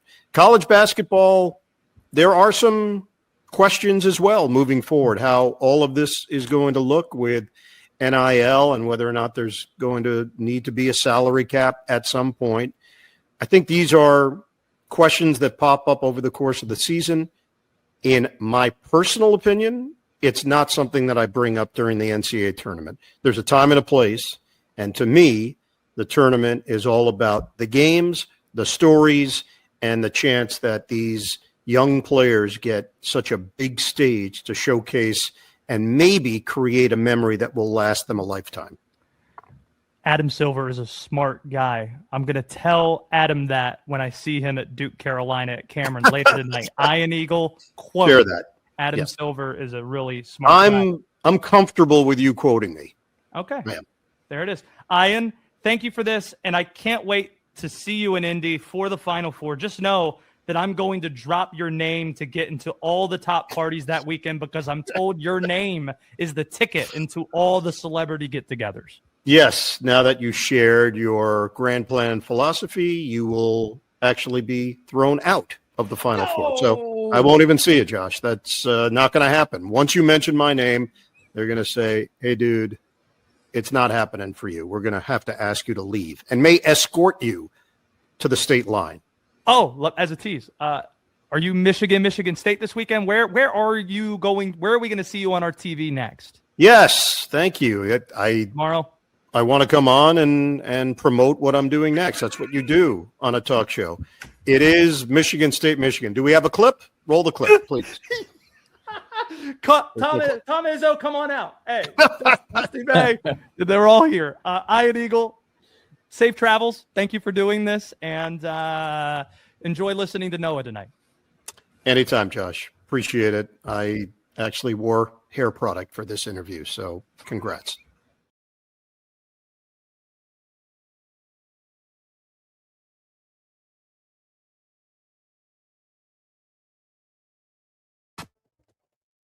NFL free agency includes future Hall of Famers, NFL All-Pros, and Super Bowl MVPs. Big names are on the move. Where will they be headed? Westwood One Sports.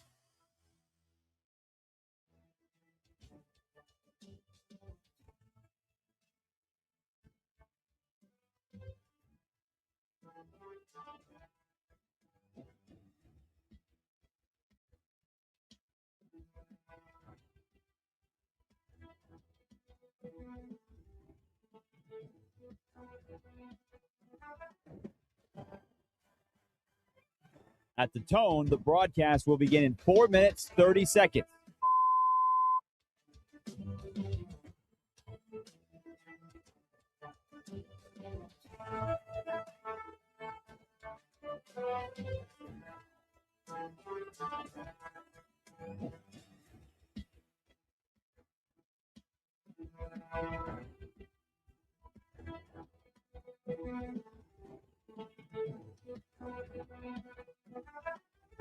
At the tone, the broadcast will begin in 4 minutes.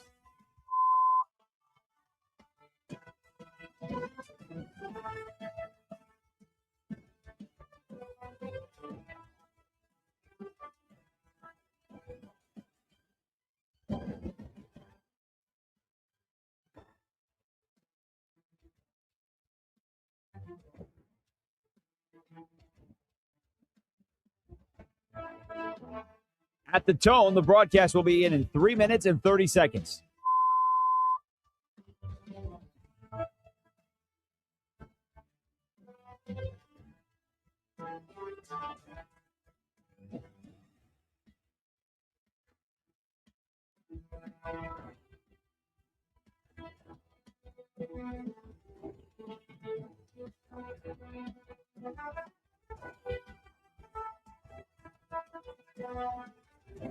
At the tone, the broadcast will begin in 3 minutes.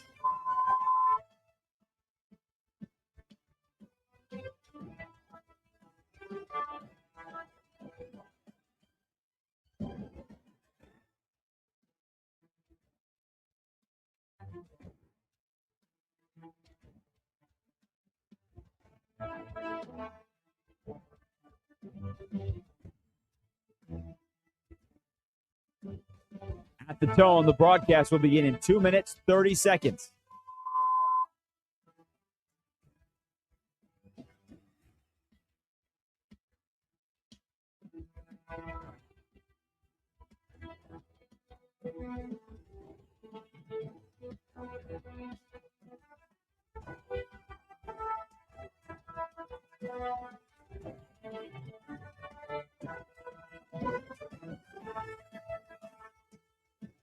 At the tone, the broadcast will begin in 2 minutes.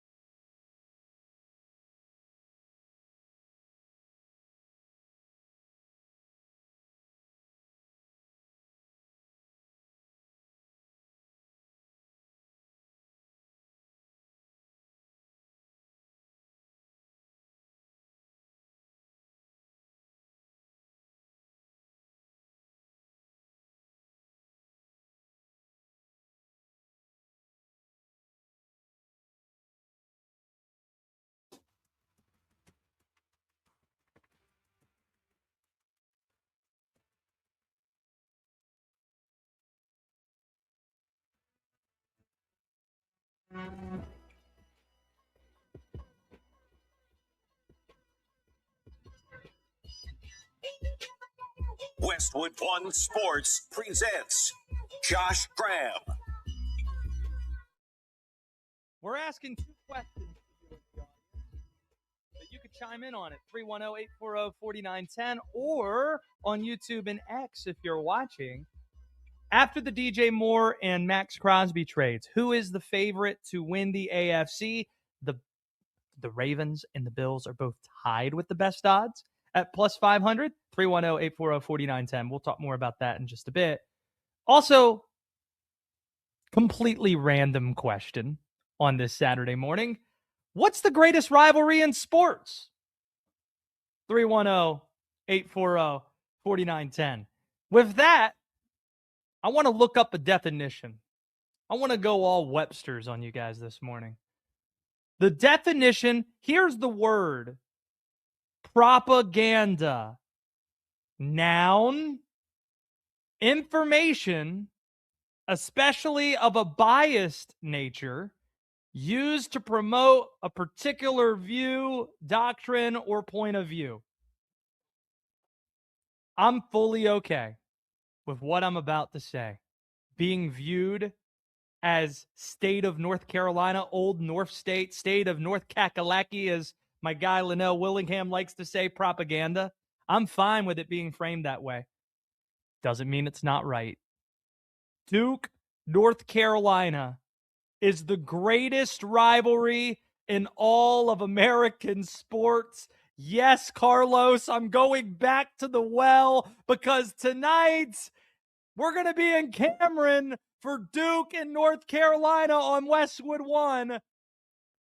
And I'm making the case again. As long as I'm alive and have a national platform, I'm going to be making this case, fighting the elitist Yankee Red Sox rivalry fans, the folks who think Michigan, Ohio State, or Army, Navy, or another pro sports rivalry might compare. Duke, North Carolina is the greatest rivalry in all of American sports. Here we go again. 3 reasons why this is the case, Carlos. 3 reasons. Really, it's 2 big ones. Yes, and I'm going to continue to yell it from the rooftops. But these 2 reasons, if you're going to come in and try to tell me another rivalry's better, you need to tell me why your rivalry checks one of these two boxes better than Duke and North Carolina does. First box, no series in college or pros or anywhere matches the joint excellence of this series. This weekend, tonight, is the 89th all-time meeting in which Duke and North Carolina are both ranked playing each other. That is 48 more than the next closest series can say. North Carolina has won 45 of those games. Duke has won 43 of those games. And the average score of the 88 games we've seen with them being ranked playing each other, North Carolina 79, Duke 77. Just look at the last two meetings between the two. Duke won by a point in Charlotte last year because a lane violation negated a tying free throw.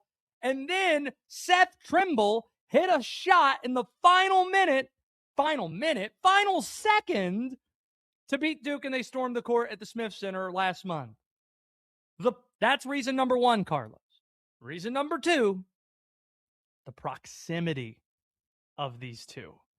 Unlike anything else in sports, you truly hate the people who are closest to you. Yes, because you get to see their fans and get to interact in the same spaces. It's a lot more difficult to hate someone who's far away. It's the people that are close that you hate the most. These two programs, they are responsible for 23 Final Four appearances since 1990. These two programs, 23 Final Four appearances since 1990. They've combined for 9 national championships in that period. These schools are located less than 10 miles apart. Our boss, Armin Williams, has never been to a game at Duke. He's going tonight, and I'm not kidding. We're going to go hang out in Chapel Hill and then hang out at Duke where the game's at and have plenty of time to spare because, again, they're 10 miles apart. They go to the same parties sometimes. They go to the same barbers sometimes. They date some of the same girls in some cases. That's happened in this rivalry. And 3 of the 8 all-time D1 career wins leaders are from these two schools. And John Shire and Hubert Davis, who've just taken over the programs, they've both been to the Final Four already in their time there. So it's, when you talk about exclusivity, Carlos, I think of the Masters.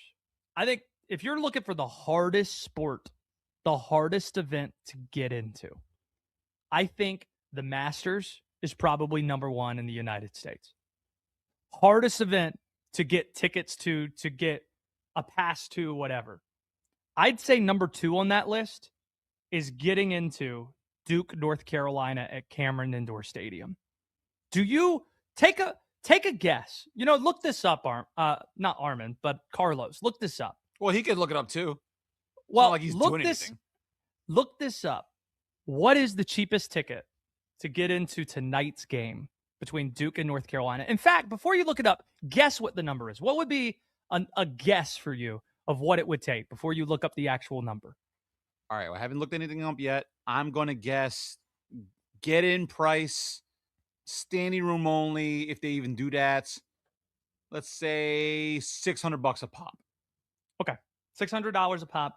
Let's see what the actual price. If you wanted to get in one ticket, let's see Duke, North Carolina at Cameron Indoor Stadium, what the tickets might be going for tonight.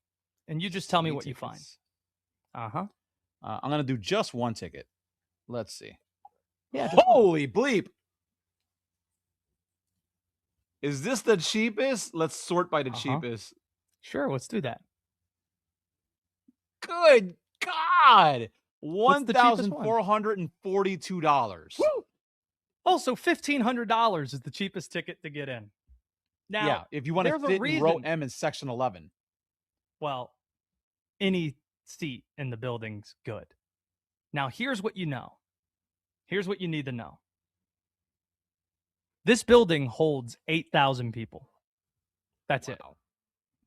Half of those tickets belong to students who have been camping outside of Cameron for more than a month, Carlos. to have tickets to this game. Half the tickets are going to go to students who have been camping outside to get in. And the other half, you have, well, tickets to go to donors and season ticket holders. You have tickets that go to the visiting team is owed an allotment of tickets. So you're talking about maybe 1,000, 1,500 tickets that are available to the public each year for the best rivalry in college basketball when it's played at Cameron Indoor Stadium. That's what we're talking about. So in terms of exclusivity, like I see Spencer writing in, Westwood One price, ? Well, we're carrying the game. And I had to do some finagling, Carlos. This is a true story. Like, space is at such a premium at Cameron that me and Armin, they didn't have room on press row for both of us to sit there. So I asked, hey, where the radio team is broadcasting, usually there's 3 chairs for them. Is there room for a couple more chairs up there? And they literally measured the space. And I get a call back and say, we have room for 2 more chairs right there next to the national radio broadcast. And since they're your teammates, we'll put you up there with them. So that's where we're going to be sitting watching Duke, North Carolina tonight. And cannot be more excited, even though it's a 17.5-point spread because Caleb Wilson's not playing. By the way, take the points. Take the points with North Carolina. Because when you think that this game isn't going to deliver is when it most delivers. I remember there was a running streak. I was talking about, Carlos, how they've played 88 times being ranked, both teams being ranked. There was actually a streak where they played 40 of those times consecutively. There was a long streak where they were both ranked, and then both of them weren't ranked in 2020, and they played each other. And I'm thinking, well, this is going to be boring. And they wore horrific uniforms that day. And I'm thinking, it can't get worse than this. And the game's like a 12-point game at the under 4 timeout. And the best player on the losing team, Duke, had just fouled out of the game. And we're all thinking, well, this is over. This isn't fun. This was a dud. This game doesn't deliver. Well, Duke came storming back. They hit a buzzer beater to tie it. And then they hit a buzzer beater in overtime to win it. It's one of the craziest damn games I've ever seen. That's the Duke-Carolina rivalry. And later tonight, man, fire it up on Westwood One Sports. Noah Eagle on the call. Oh, we forgot to bring that up to Ian.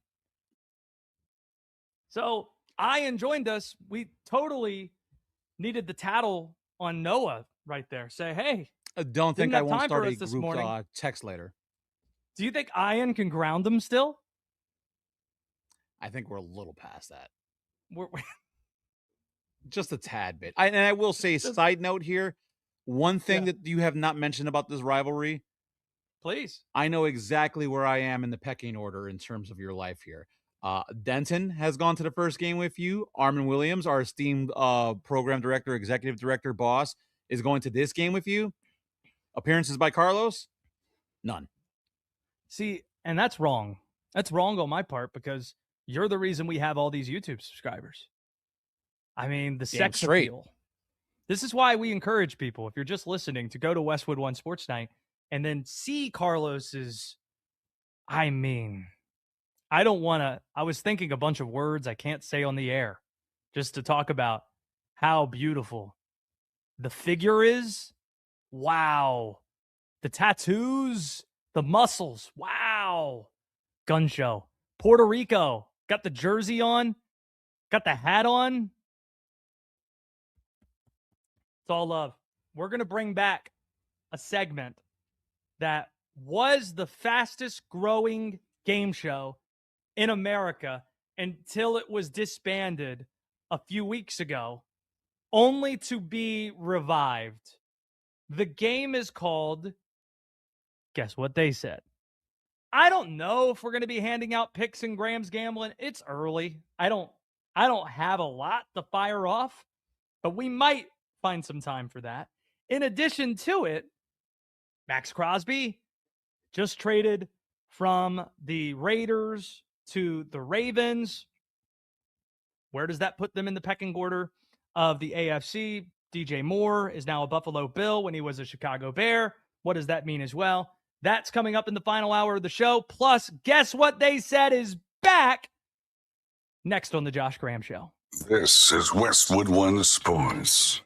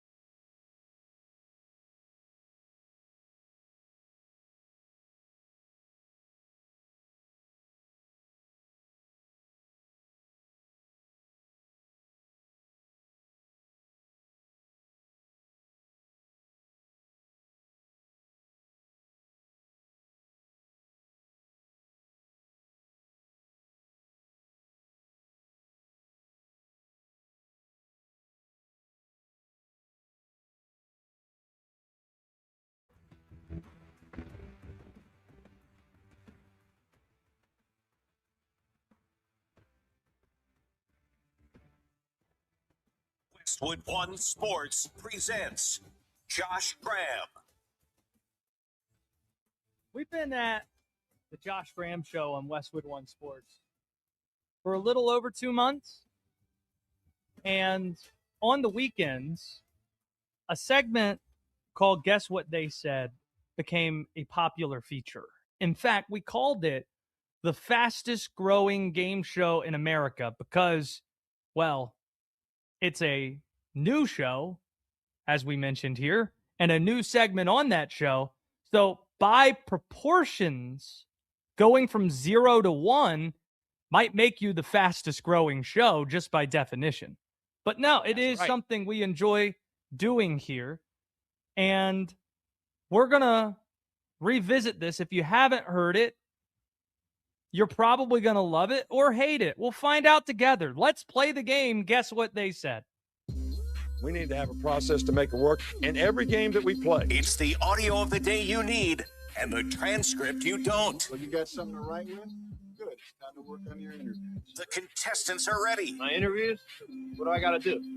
I am ready. The shade. The Josh Graham Show proudly presents Guess What They Said. You play to win the game. You don't play to just play it. Here's today's host, Carlos with a K. I'm the man. I'm 40. Damn straight. I am 40. And it's been a while since I had official imaging for Guess What They Said. A little nod to my days with the Bart Winkler Show. The very same Mike Gundy bringing me in to let everyone know what my age is. 40. I am a man. Come after me. All right, Josh Graham. Guess What They Said makes its triumphant re-debut here on the Josh Graham Show. And I don't know if you heard, but UNC and Duke is later on today. I feel like we've done this game/movie. I'm deja vu. Am I in the Matrix? Did you ever listen to Hubert Davis or John Shire sound before? I don't know. I don't know if we played any of those guys for Guess What This. I want to say no. I want to say that this is going to be brand new to Guess What They Said. I know. I don't think we this. have, because this is the first time in us playing this game where I actually know these people. So I might actually have more of a perspective to get into their head. There's more pressure on me to know what they said when you ask than anybody else. Yeah, it's very possible. Don't screw this up. We'll start with Duke men's basketball head coach John Shire. For Guess What They Said, I want you to guess on what is the biggest difference he sees in the team's recent success since losing to UNC the first time. I'm going to say he thinks.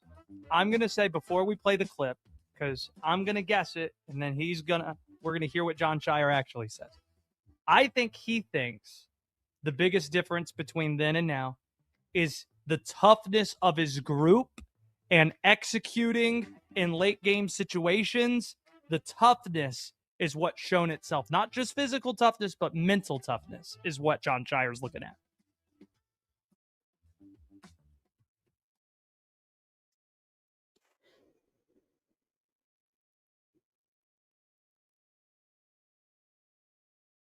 No.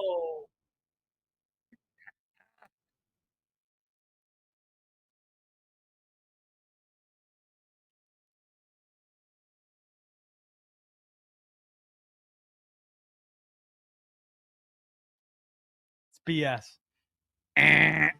I don't have the actual physical win and lose buzzers on me. It's BS. So I'll just go ahead and do that. Right after that game, a week and a half after the fact, John Shire was on my show here on Westwood One and was telling me that the toughness was something that he had applauded in the Michigan win after the North Carolina win. So again, I have too much information there. I have too much information.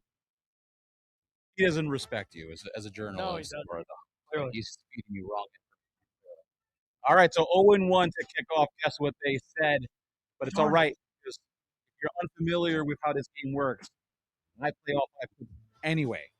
All right, because some of you are playing along with us. That's why it's America's #1 growing game show, despite its hiatus, which we might not hear this for the rest of the summer, but we'll figure that out. sales arm and get on this. Let's go to Hubert Davis, the head coach that John Shire and his team will be facing on the other side. He coaches North Carolina. I want you to guess what Hubert Davis had to say on his. You have to excuse me if I butcher his pronunciation. Henry Vesser? Pretty close. Vesar. Okay. All right. I'll take that. I want you to guess what UNC men's head coach had to say on Henry Vesar's role, if it has changed with Caleb Wilson now being out. I think, well, I almost did a Hubert impression there. Well, Henry, it's kind of like Doc Rivers. Henry is a very important part of our team, and he was really good against them the last time, and we're really, especially given how good they are and how big they are in the post, we're really going to need Henry to play well.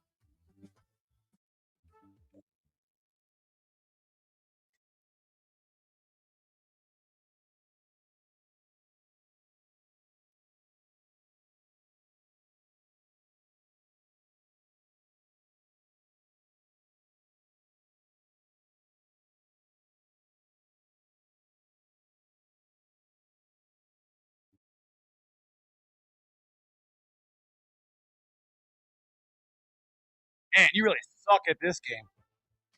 I really wish Hubert was a better.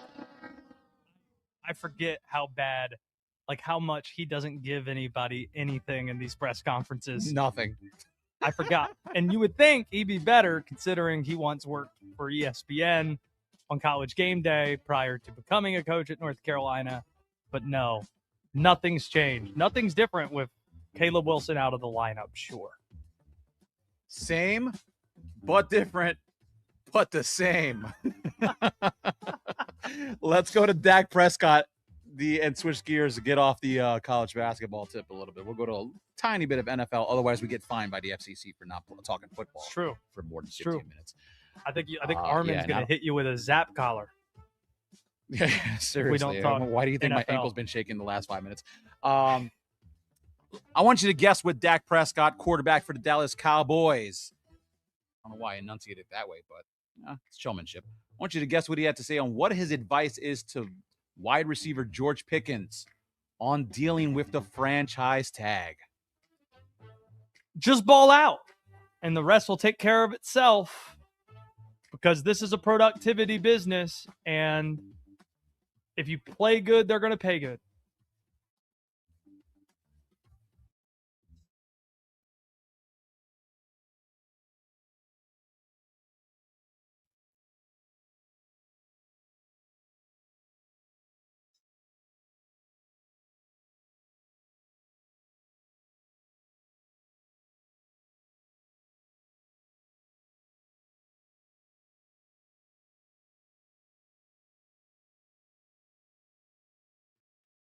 I think Attaboy, I'll allow it.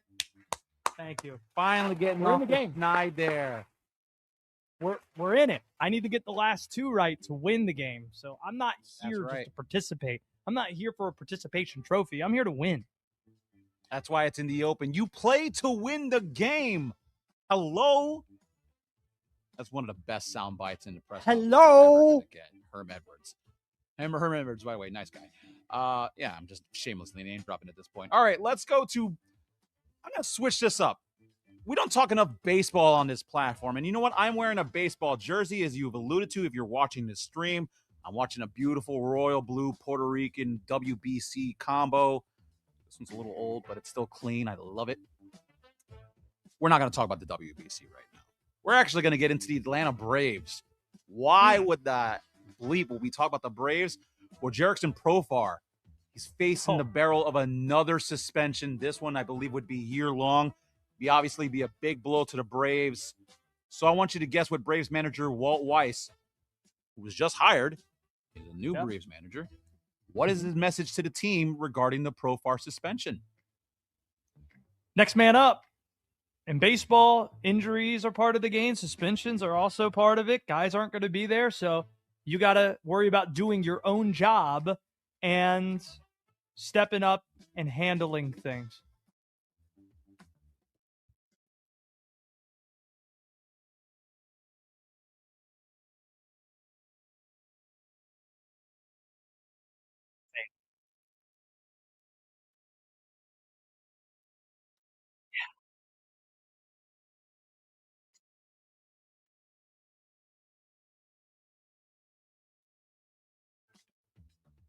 Bang! You stick in the landing. Facing elimination in an 0-2 hole, comes back to even it up 2-2. Makes this all the more scintillating. It's always fun when there's something to play for. Although I don't mind watching you guys wallow in misery, with an 0-4. This is But for we're all 2-2, the so this actually means marbles. That's right. Speaking of cliches, your hopes lie on your ability to guess what Astros manager Joe Espada, what he had to say on if there's any urgency with his shortstop, Jeremy Pena, who's set to miss time. He's got a broken finger injury he's got to deal with. To probably be out for like 2 weeks or so. I want you to guess what Joe Espada had to say on if there's any urgency with Pena missing time. There's always urgency. Every at bat, every game, it matters. But over the long span of time, we also want to make sure that he's 100% before we bring him back, because we're going to need him when it matters most.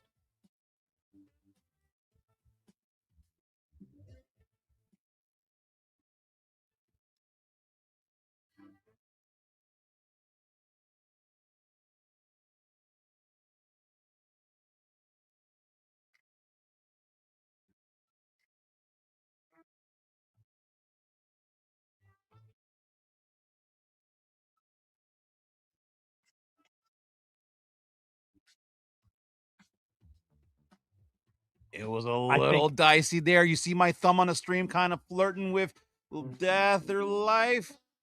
No! I think I got that, Will. I think I got that. Got it too. I think I won that. All right, well, That's a comment if you're win. gonna overrule this. Thank you. I'm giving the thumbs up. Oh, I said Will I appreciate that the they sound were wave. going to bring him back when he was ready. And he said Yeah. there's no need to rush it. I said We're gonna that. go ahead and award you to win. Thank Although I do like you. Will's input here. Thank The drops do you. add a valuable service. I will. I earned this. 3-2. Josh wins, and that's guess what they said. It's mine. I earned this. Never been more You know proud. what? In solidarity, I almost just went along with Will. I'm like, you know what? I don't want to disrupt his board playing ability. I would be like, I guess you did lose. Sorry, Josh, you stink. But no, I mean, it was so clearly a low hanging fruit answer. I want to hear from my fans. That's all I want to hear from. Daily Row, should I actually be listening to this? Yes, you should. Winners. You're here. 100%. Can't wait for Duke and North Carolina later tonight, but it was really difficult news in college basketball. It's probably the biggest news to drop that Caleb Wilson out for the remainder of the season. And if you don't know the story, he fractured his hand 25 days ago against Miami. And this is how much of a gamer the guy is. He goes back to the locker room towards the end of the first half. His mama goes back to the locker room as well. Yet he comes out and plays in the second half and actually puts up numbers. It isn't until they get back to Chapel Hill that they find the fracture in the imaging. And then a few weeks later, he's wanting to get back out there for the Duke game. This is one of those players, and this is why this is such a gut punch, not just for North Carolina, but for college basketball. He absolutely did everything he could to try to play. He was adamant. I want to be out there. I want to be playing in March. I want to play. I want to beat Duke. I want to beat NC State. During the NC State game, he's standing up the entire game on the North Carolina bench, where the referee even tells him, hey, you need to go stand in the corner if you're going to stand here. And he's like the Arnold meme. You know, the TV show Arnold where he has the clenched fist? That's Caleb Wilson the entire game watching that. Just you're such a hack. That's Arthur, not Arnold. Oh, shoot. Thank you. Arthur, not Arnold. I'll be back. All right, Will, this is your time to shine. Boom, boom, boom, boom. No, it would be great if it was Arnold. I'll be back. Sadly, Caleb Wilson will not be back because right in the first practice he returned to last night or on Thursday, it wasn't the same hand he broke his hand on. It was a broken finger on the other hand. that's going to keep him out for the remainder of the season. Now we don't get him against Duke. Now we don't get him in the NCAA tournament. And this makes North Carolina a write-off as a national championship contender. See, I have this running list. It started at 18 teams, Carlos, and I've just been whittling it down. And as of 2 days ago, the list was down to 10. I had around 10. And once you're off the list, you don't get back on it. North Carolina was still on that list because we thought Caleb Wilson could return. Now that he's not going to, I can write North Carolina off. That leaves 9 teams that can win it all. Duke, Michigan, Arizona in the top tier, Houston, UConn, Florida in the second tier, and then in the can't write them off yet category, you got Gonzaga, you have Iowa State, you have Nebraska. But this is the part that I think most people might not know about Caleb Wilson at North Carolina. He's the best player that the Tar Heels have had this decade, and maybe even further back than that. How surprised would you be, Carlos, if I told you that the Tar Heels, that program, have not had a lottery pick since 2019? 7 years. Yeah, I'd be a little surprised, actually. Kobe White, Cam Johnson. And here's the thing. Caleb Wilson is going to go in the top 5. Look at you. I know what you did there. Wow. Cam Johnson went in the lottery. Wow. That's so love, bro. So love, bro. So love. If you know, you know. Caleb Wilson's going to go in the top 5. The last time North Carolina had a top 5 pick in the draft, 2005. 21 years ago. That was Marvin Williams going 2nd, Raymond Felton going 5th. The last time that program had a top 5 pick. But other than Devonsa, there's a case to be made. Wilson's the second best prospect in America because he played Darren Peterson head-to-head, beat him and was better on the floor. Played Cam Boozer head-to-head, beat him and was better on the floor. Heck, even Devonsa went head-to-head in an exhibition. Didn't win the game, but was better. So we're robbed of not getting him in March. It's a real shame. This segment sponsored by Progressive Commercial Insurance. They protect small businesses with affordable coverage options. Get a quote today. ProgressiveCommercial.com. Last call for phone calls, 310-840-4910. There is massive NFL news. Throughout the week, there's been massive NFL news. After the DJ Moore and Maxx Crosby trades, who do you view as the front runner in the AFC? I'll make the cases for you, and you decide yourself next. Patriots are releasing star receiver Stephon Diggs.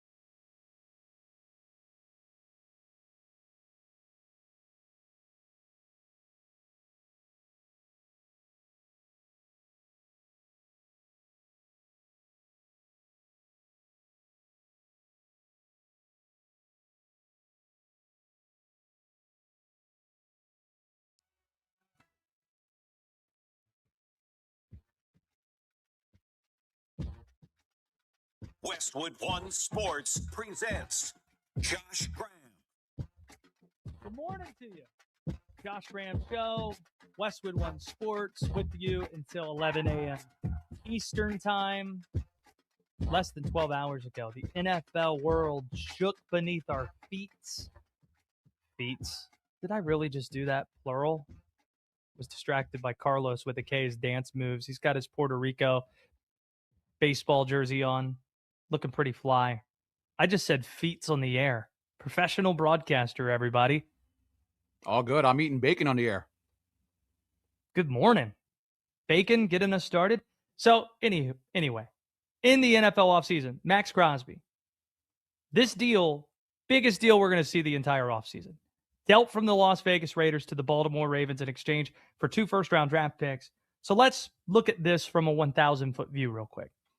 3 days ago, the Bills and Ravens were tied for the best odds to win the AFC next season. Since then, both teams have made bold moves to show us all that they are reaching for the mantle to be viewed as the front runner to get to Super Bowl 61. Super Bowl 61 in Los Angeles. First, it was the Bills adding DJ Moore from the Chicago Bears. This is the 3rd straight year that Brandon Beane has taken a swing at getting a number 1 receiver after losing Stephon Diggs. Keon Coleman, that hasn't worked out. He's probably not going to be on the roster after Terry Pegula's press conference after the season ended. And it didn't work out with Josh Palmer last offseason either. DJ Moore, who, like Stephon Diggs, is a Maryland Terrapin, every bit as productive as Diggs has been, the best receiver Josh Allen has had since Diggs' departure, and who knows, maybe in some ways is even better. Speaking of the state of Maryland, their professional football team's the Baltimore Ravens, and they won up the Bills by adding Maxx Crosby late Friday night. Lamar Jackson, when he's healthy, which he was in all but 4 games last year, he wasn't the issue. The offense was not the problem. Lamar Jackson was doing his job and maybe doing other jobs as well, maybe scooping Adam Schefter and Ian Rappaport and the insiders with that Alonzo training day boom gif that he posted 7 hours before the trade drop. We all saw that, Lamar. It seemed that he was clued in on that, which might also tell you something about how the Ravens feel about Lamar Jackson. This is a team that feels they're in a winning window. Maxx Crosby, though, to focus on him, this is the biggest addition any team's going to make in the offseason. For perspective, he's just the 15th player in the history of the sport to net 2 first-round draft picks back in a trade. That's how good Maxx Crosby is. The Raiders had that asking price. The Ravens met it.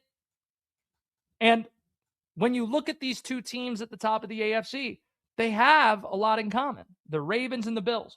They are both breaking in new head coaches. Jesse Minter replacing John Harbaugh in Baltimore. Joe Brady replacing Sean McDermott in Buffalo. They both know they're in these windows where, with veteran quarterbacks who haven't made it to the Super Bowl yet, we got to win now. We can't wait. We can't push ahead. No, we can't kick the can down the road. We need to push our chips into the center of the table. And they've done that. And who knows? They might continue to do that. Baltimore, rumored to try to land Tyreek Hill. Buffalo. Hey, if you see Baltimore giving up first-round draft picks, what might you be willing to give up to make this football team better? But outside of these 2 rosters, nobody in the AFC seems all that close. The Patriots, they have a ton of needs and impending free agents. Plus, they need to replace Stephon Diggs, who was just released. They didn't look super impressive in the playoffs, really any of their games, including the games they won. And we know how questionable their resume was. They're going to have a much more difficult schedule this year as a first-place team than they had as a last-place team in the AFC East. The Kansas City Chiefs, that's a team that just traded away Trent McDuffie and cut their center or one of their offensive linemen. Patrick Mahomes, he's coming off an injury. We still don't know about Travis Kelce's future, except for the fact we know what his plans are second weekend in June, getting married, the upcoming nuptials with Taylor Swift, but technically Travis Kelce's a free agent. And his decision is either Kansas City or retirement in all likelihood. And we don't know what that decision is yet. So when you look at betting odds, courtesy of our friends at DraftKings, plus 500, it's the Ravens, it is the Bills, and they only affirm that with the decisions, the big moves that they've made this week. Who do you think should be viewed as the favorites in the AFC? 310-840-4910. It is the last call for phone calls at 310-840-4910 if you want in. Shout out to Will, who's taking your phone calls. We've got Carlos with a K in the house as well. 310-840-4910. Shifting things to another team in that division. There are so many tentacles attached to this Maxx Crosby news. One of the tentacles connects to division rival Cincinnati. After last night, Joe Burrow should strongly consider asking out of Cincinnati. That should be viewed, this week, frankly, should be viewed as the final straw. Had enough. Let's turn the page. Let's ask for a trade. Because let's look at the overall big picture here with Joe Burrow in Cincinnati. They had an opportunity in Cincinnati to claim ground in the AFC North this offseason. The other three teams in that division, they made coaching changes. Mike Tomlin stepping away after nearly 2 decades in Pittsburgh, Baltimore firing John Harbaugh, Cleveland firing Kevin Stefanski. Meanwhile, you have a top 5 quarterback in the sport. You have continuity with your head coach, Zach Taylor. In theory, that should have given the Bengals some sort of an advantage. Instead, the Bengals have displayed organizational malpractice. They have a star edge rusher. See, when you think of premium positions in the NFL, you think of quarterback, you think of edge rusher, you think of left tackle. And the Bengals have the quarterback, and they had the guy who gets to the quarterback in Trey Hendrickson, but because they are renowned for being a cheap organization, they couldn't agree to a contract extension, and money was the reason. It was obvious that money was the reason. And not only that, when you can't agree to a contract, you better make sure this dude doesn't walk out for nothing. And that's exactly what happened. They weren't able to move him and get something in exchange on a trade. They didn't tag him, and he's walking out of Cincinnati a free agent. Going to make big money somewhere else. And then, just as you're getting that news that Trey Hendrickson isn't going to be back, your rivals in Baltimore add Maxx Crosby in a blockbuster trade, which means Joe Burrow is going to have to face Crosby, TJ Watt, and Myles Garrett twice each per season. That should be enough for Cincinnati fans to say, or for Joe Burrow to say, we're no mas. We're not winning. You're not doing enough to win. We need to move on, or I need to move on. And there is precedent for this. At this point in Burrow's career, has he reached the same air or the same level of equity built that Matthew Stafford occupied in Detroit last decade? Is he close to that? See, Burrow, he won the Bengals' first playoff games in 30 years. He took them to a Super Bowl. They were leading in that Super Bowl until about 2.5 minutes to go. Like Detroit last decade, Cincinnati isn't a well-run organization.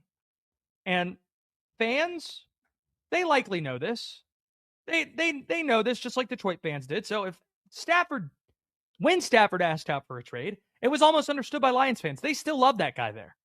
And I think the same would be true. Maybe not in the immediate aftermath for Joe Burrow, but he'll get the same amount of treatment. The way they talk about Boomer Esiason lovingly, Joe Burrow taking them to a Super Bowl would be viewed the same way.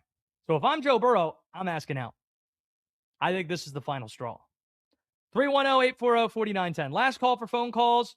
Let's go to Steve-O, who's in Dallas. Steve-O, the Ravens got Maxx Crosby. The Dallas Cowboys apparently didn't have enough to get it done.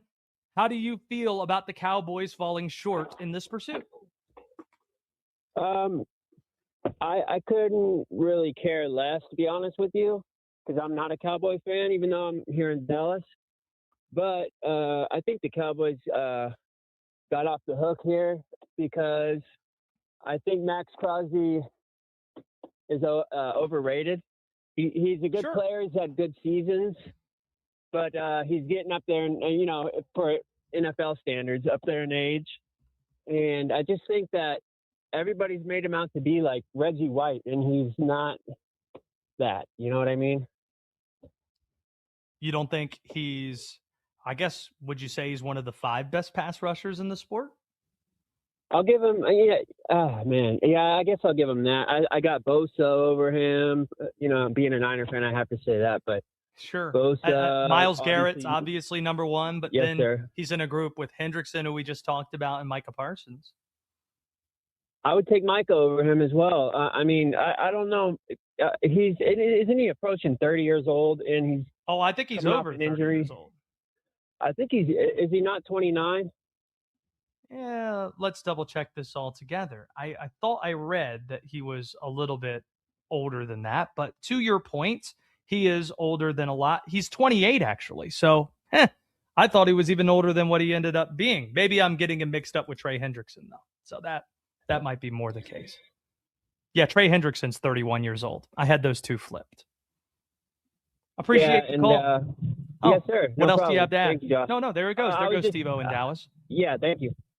310-840-4910. See, that happens sometimes. Carlos, you're used to working with me a little bit later in the day, and I'm usually on at night.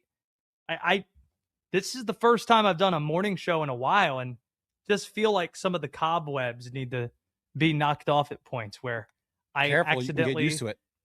I say Max Johnson. I said feats at the start of this segment. Professional broadcaster saying feats. And I got Trey Hendrickson's age mixed up with Maxx Crosby's. So these types of I don't things think that's the happen worst sometimes. thing you said today. So don't beat yourself too much. A lot of Niner fans in Dallas, strangely enough. Also a lot of Niner fans, well, frankly, everywhere. Andre's one of them. He's in Mississippi. Good morning, Andre. Where's your head at this morning? Where's my head at? Hey, man. Yeah. We all know that the Ravens and the Buffalo Bills, we've been saying this stuff for 5, 6, 7, maybe 8 years. These guys not going to do nothing when it counts. The Ravens forget they have Derrick Henry. Josh Allen trying to do it by himself.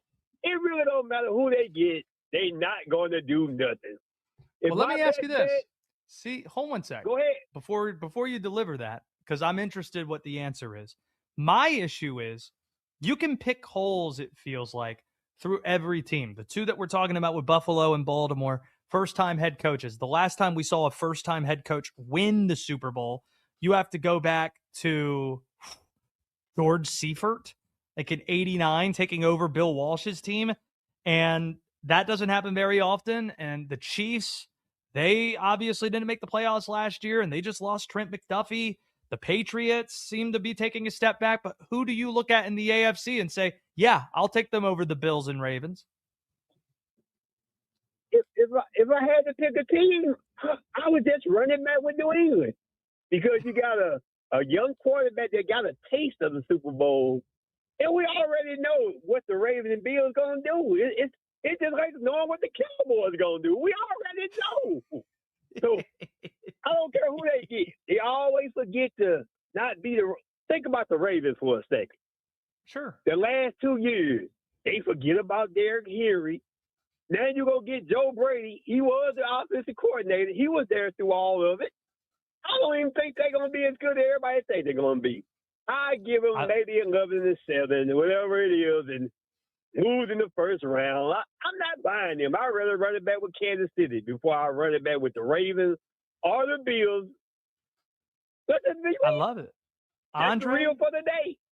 you got the reel for the day. Thank you, Andre, from Mississippi. Appreciate the shout. Carlos with a K. We've been asking this question the entire day.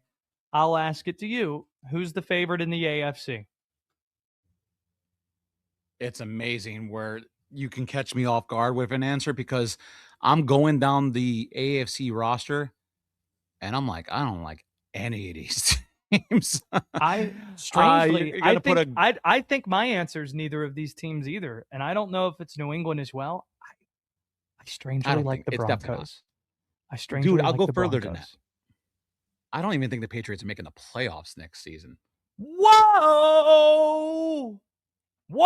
And I was famously right on Kansas City missing the playoffs last year, so I might have just done a curse for New England. Wow! Carlos with a K calling a shot and flexing. I will go with, for no rhyme or reason whatsoever, the Chargers. There you know, okay. There you go. Jim Harbaugh, Justin Herbert. There you go. Sure. Don't hate it. Don't hate it. Don't hate it whatsoever. Let me tell you. Well, I'll have this be part of a tease. There's a lot on the agenda today. There's a lot on the agenda I want to get through. And also, I'm being told, because normally we do this show at night, we have a segment to close things out called Put It to Bed that we normally do. It doesn't feel right to call it Put It to Bed when we're eating bacon for breakfast. So instead, Carlos, what are we going to call this today? Linnell have finally settled an eye on a cup of Joe to go.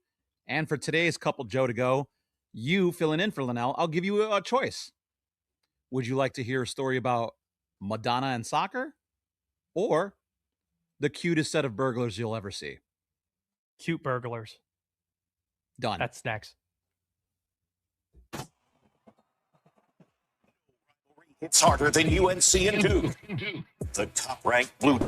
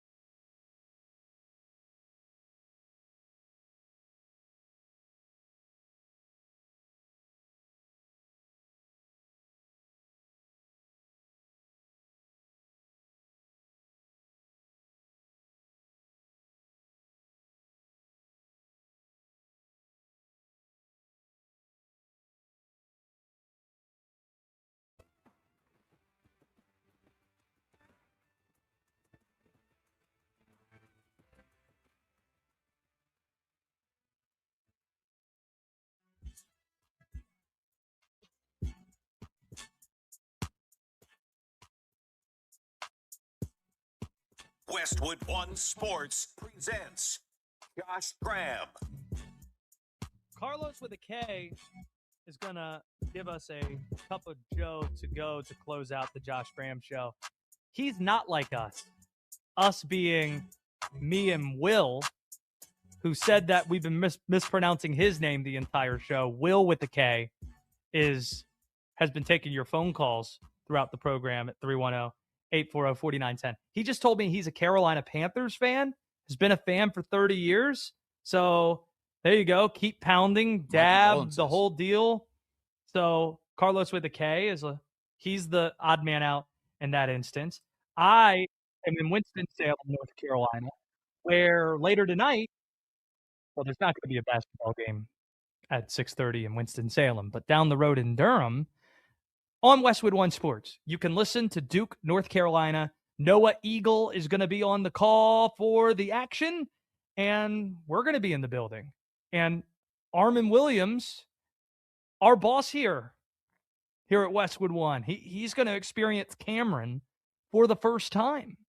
And the way I would compare it is like experiencing Cameron for the first time, and it's the Duke Carolina game the first time that you're experiencing it. It's kind of like going to Wrigley for the first time, and it's, oh yeah, Game 7 of the World Series. Yeah, it's going to be the most intensity you can ever feel, and it isn't going to be able to measure all that much else. But we're going to grab some barbecue, the best type, North Carolina barbecue, later today on the way to the game. That's part of the agenda. And I don't know, we'll figure out a way to document all of this. That's what we need to do, Carlos. We need to document the entire day, and we might be able to do that with our YouTube channel, where we encourage you to subscribe for free. Westwood One Sports Night is the channel. It's where you can watch the show. If you missed any of this show, the best 4 hours, what we do. Heck, the Ian Eagle interview from last hour, already up on the feed. If you want to listen back to that, appreciate Ian Eagle making time for us. Don't appreciate Noah Eagle, though. Didn't make time for us. Yeah, if I see him, he's an op. He's an op. That's what you told me to say when we sit next to him tonight. He's an op. Do it. Well, no, he's actually a teammate. He's a teammate. So we're all on the same boat here, and Noah is extremely good at what he does. Okay, let's close things out with a cup of Joe to go. All right, and today's cup of Joe to go is going to feature cute burglars. Josh, when I say cute burglar, I'll give you 2 or 3 guesses. What do you think I'd be referring to? I mean, I think there are a lot of criminals out there who are handsomely clothed. Like, it's not a criminal, but I think about everybody saying that Ted Bundy, women fell in love with Ted Bundy because of how handsome he was, despite the crimes that he did. So when I hear handsome or cute criminals, in this case burglars, that's where my brain immediately went. But it is early. All right. Yeah, it is early to your credit. You have been ahead of that. Well, let's eliminate one guess right there. It's not human. Oh, are these cats or dogs? Very close. A Cincinnati woman who has lived in an apartment for about a month has said she has been burglarized for a week straight by a raccoon. There's a raccoon entering her kitchen through a hole in her roof. Hearing the raccoon back in February 20th on her ceiling, and finally, a couple of days ago, she captured video of the raccoon entering her, get this, her Westwood apartment, which is one of the reasons why I found this story. This is California. The raccoon has been entering through a hole in the kitchen cupboard, and every day it's been breaking and entering, bringing in trash from the outside. And this is the most gross part because obviously, as most people know, raccoons are easy. They're cute, but you shouldn't pet a raccoon. They have rabies and stuff. Really be detrimental to your health. The raccoon has been pooing in her living room. So that's not great. It's maybe a cute story for us, and it is a very cute burglar. It's not a great story for her. The landlord has kind of refused to like do anything about it, so she's got the news involved. It's a very stinky situation. But it's not the only place a raccoon has been burglarizing. A strip mall in Virginia identified a raccoon as a perpetrator of a string of break-ins in Hanover, Virginia. There was a raccoon that was found out passed out drunk in the bathroom floor of a liquor store on Black Friday last year. This raccoon has also been breaking into a karate studio and an DMV. So, raccoons, they're cute. Don't pet them, and don't have your wallet out in the open. When's the last time you went to a shopping mall? It's funny you mentioned that. My wife and I actually went to an outdoor, like outlet mall last week. I picked up some workout gear that was pretty cheap. Before that, had to be. Or thumbs down, Will with the K. Have you been to the Westfield Century Center, Will, in California? That shopping mall center? Oh, they don't let Panther fans in, or did you steal stuff? Okay, that makes sense. So, see, that's the thing. That's the only place where malls are still like hopping as if it was 2005. I remember when I was in high school, I went to the mall. That's what you do with your friends. And there was a shirtless, bigger man walking by me. And I'm like, that's Rick Ross, right when Rick Ross started to really pop. And early enough, it was. It was. It really was? Ross. Yeah, it was Rick Ross, who was just walking in the shopping mall in Raleigh, North Carolina, shirtless, circa 2010. Oh, you wasn't Ricky shooting in the gym? I wasn't going to go. You know what? The best quote, it might be the most profound quote that a rapper has said in this century, the last 25 years. This might be a perfect way to close things out here. He was talking about his diet, how he had lost weight. He said, quote, great philosopher he is, asked about his secret. I've been eating pairs of food. Shout out to the pair, singular. Shout out to the pair. All right.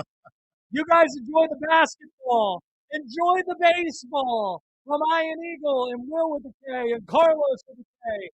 My name's Josh Graham on Westwood One Sport, and this has been the Josh Graham Show. Wood One Sports.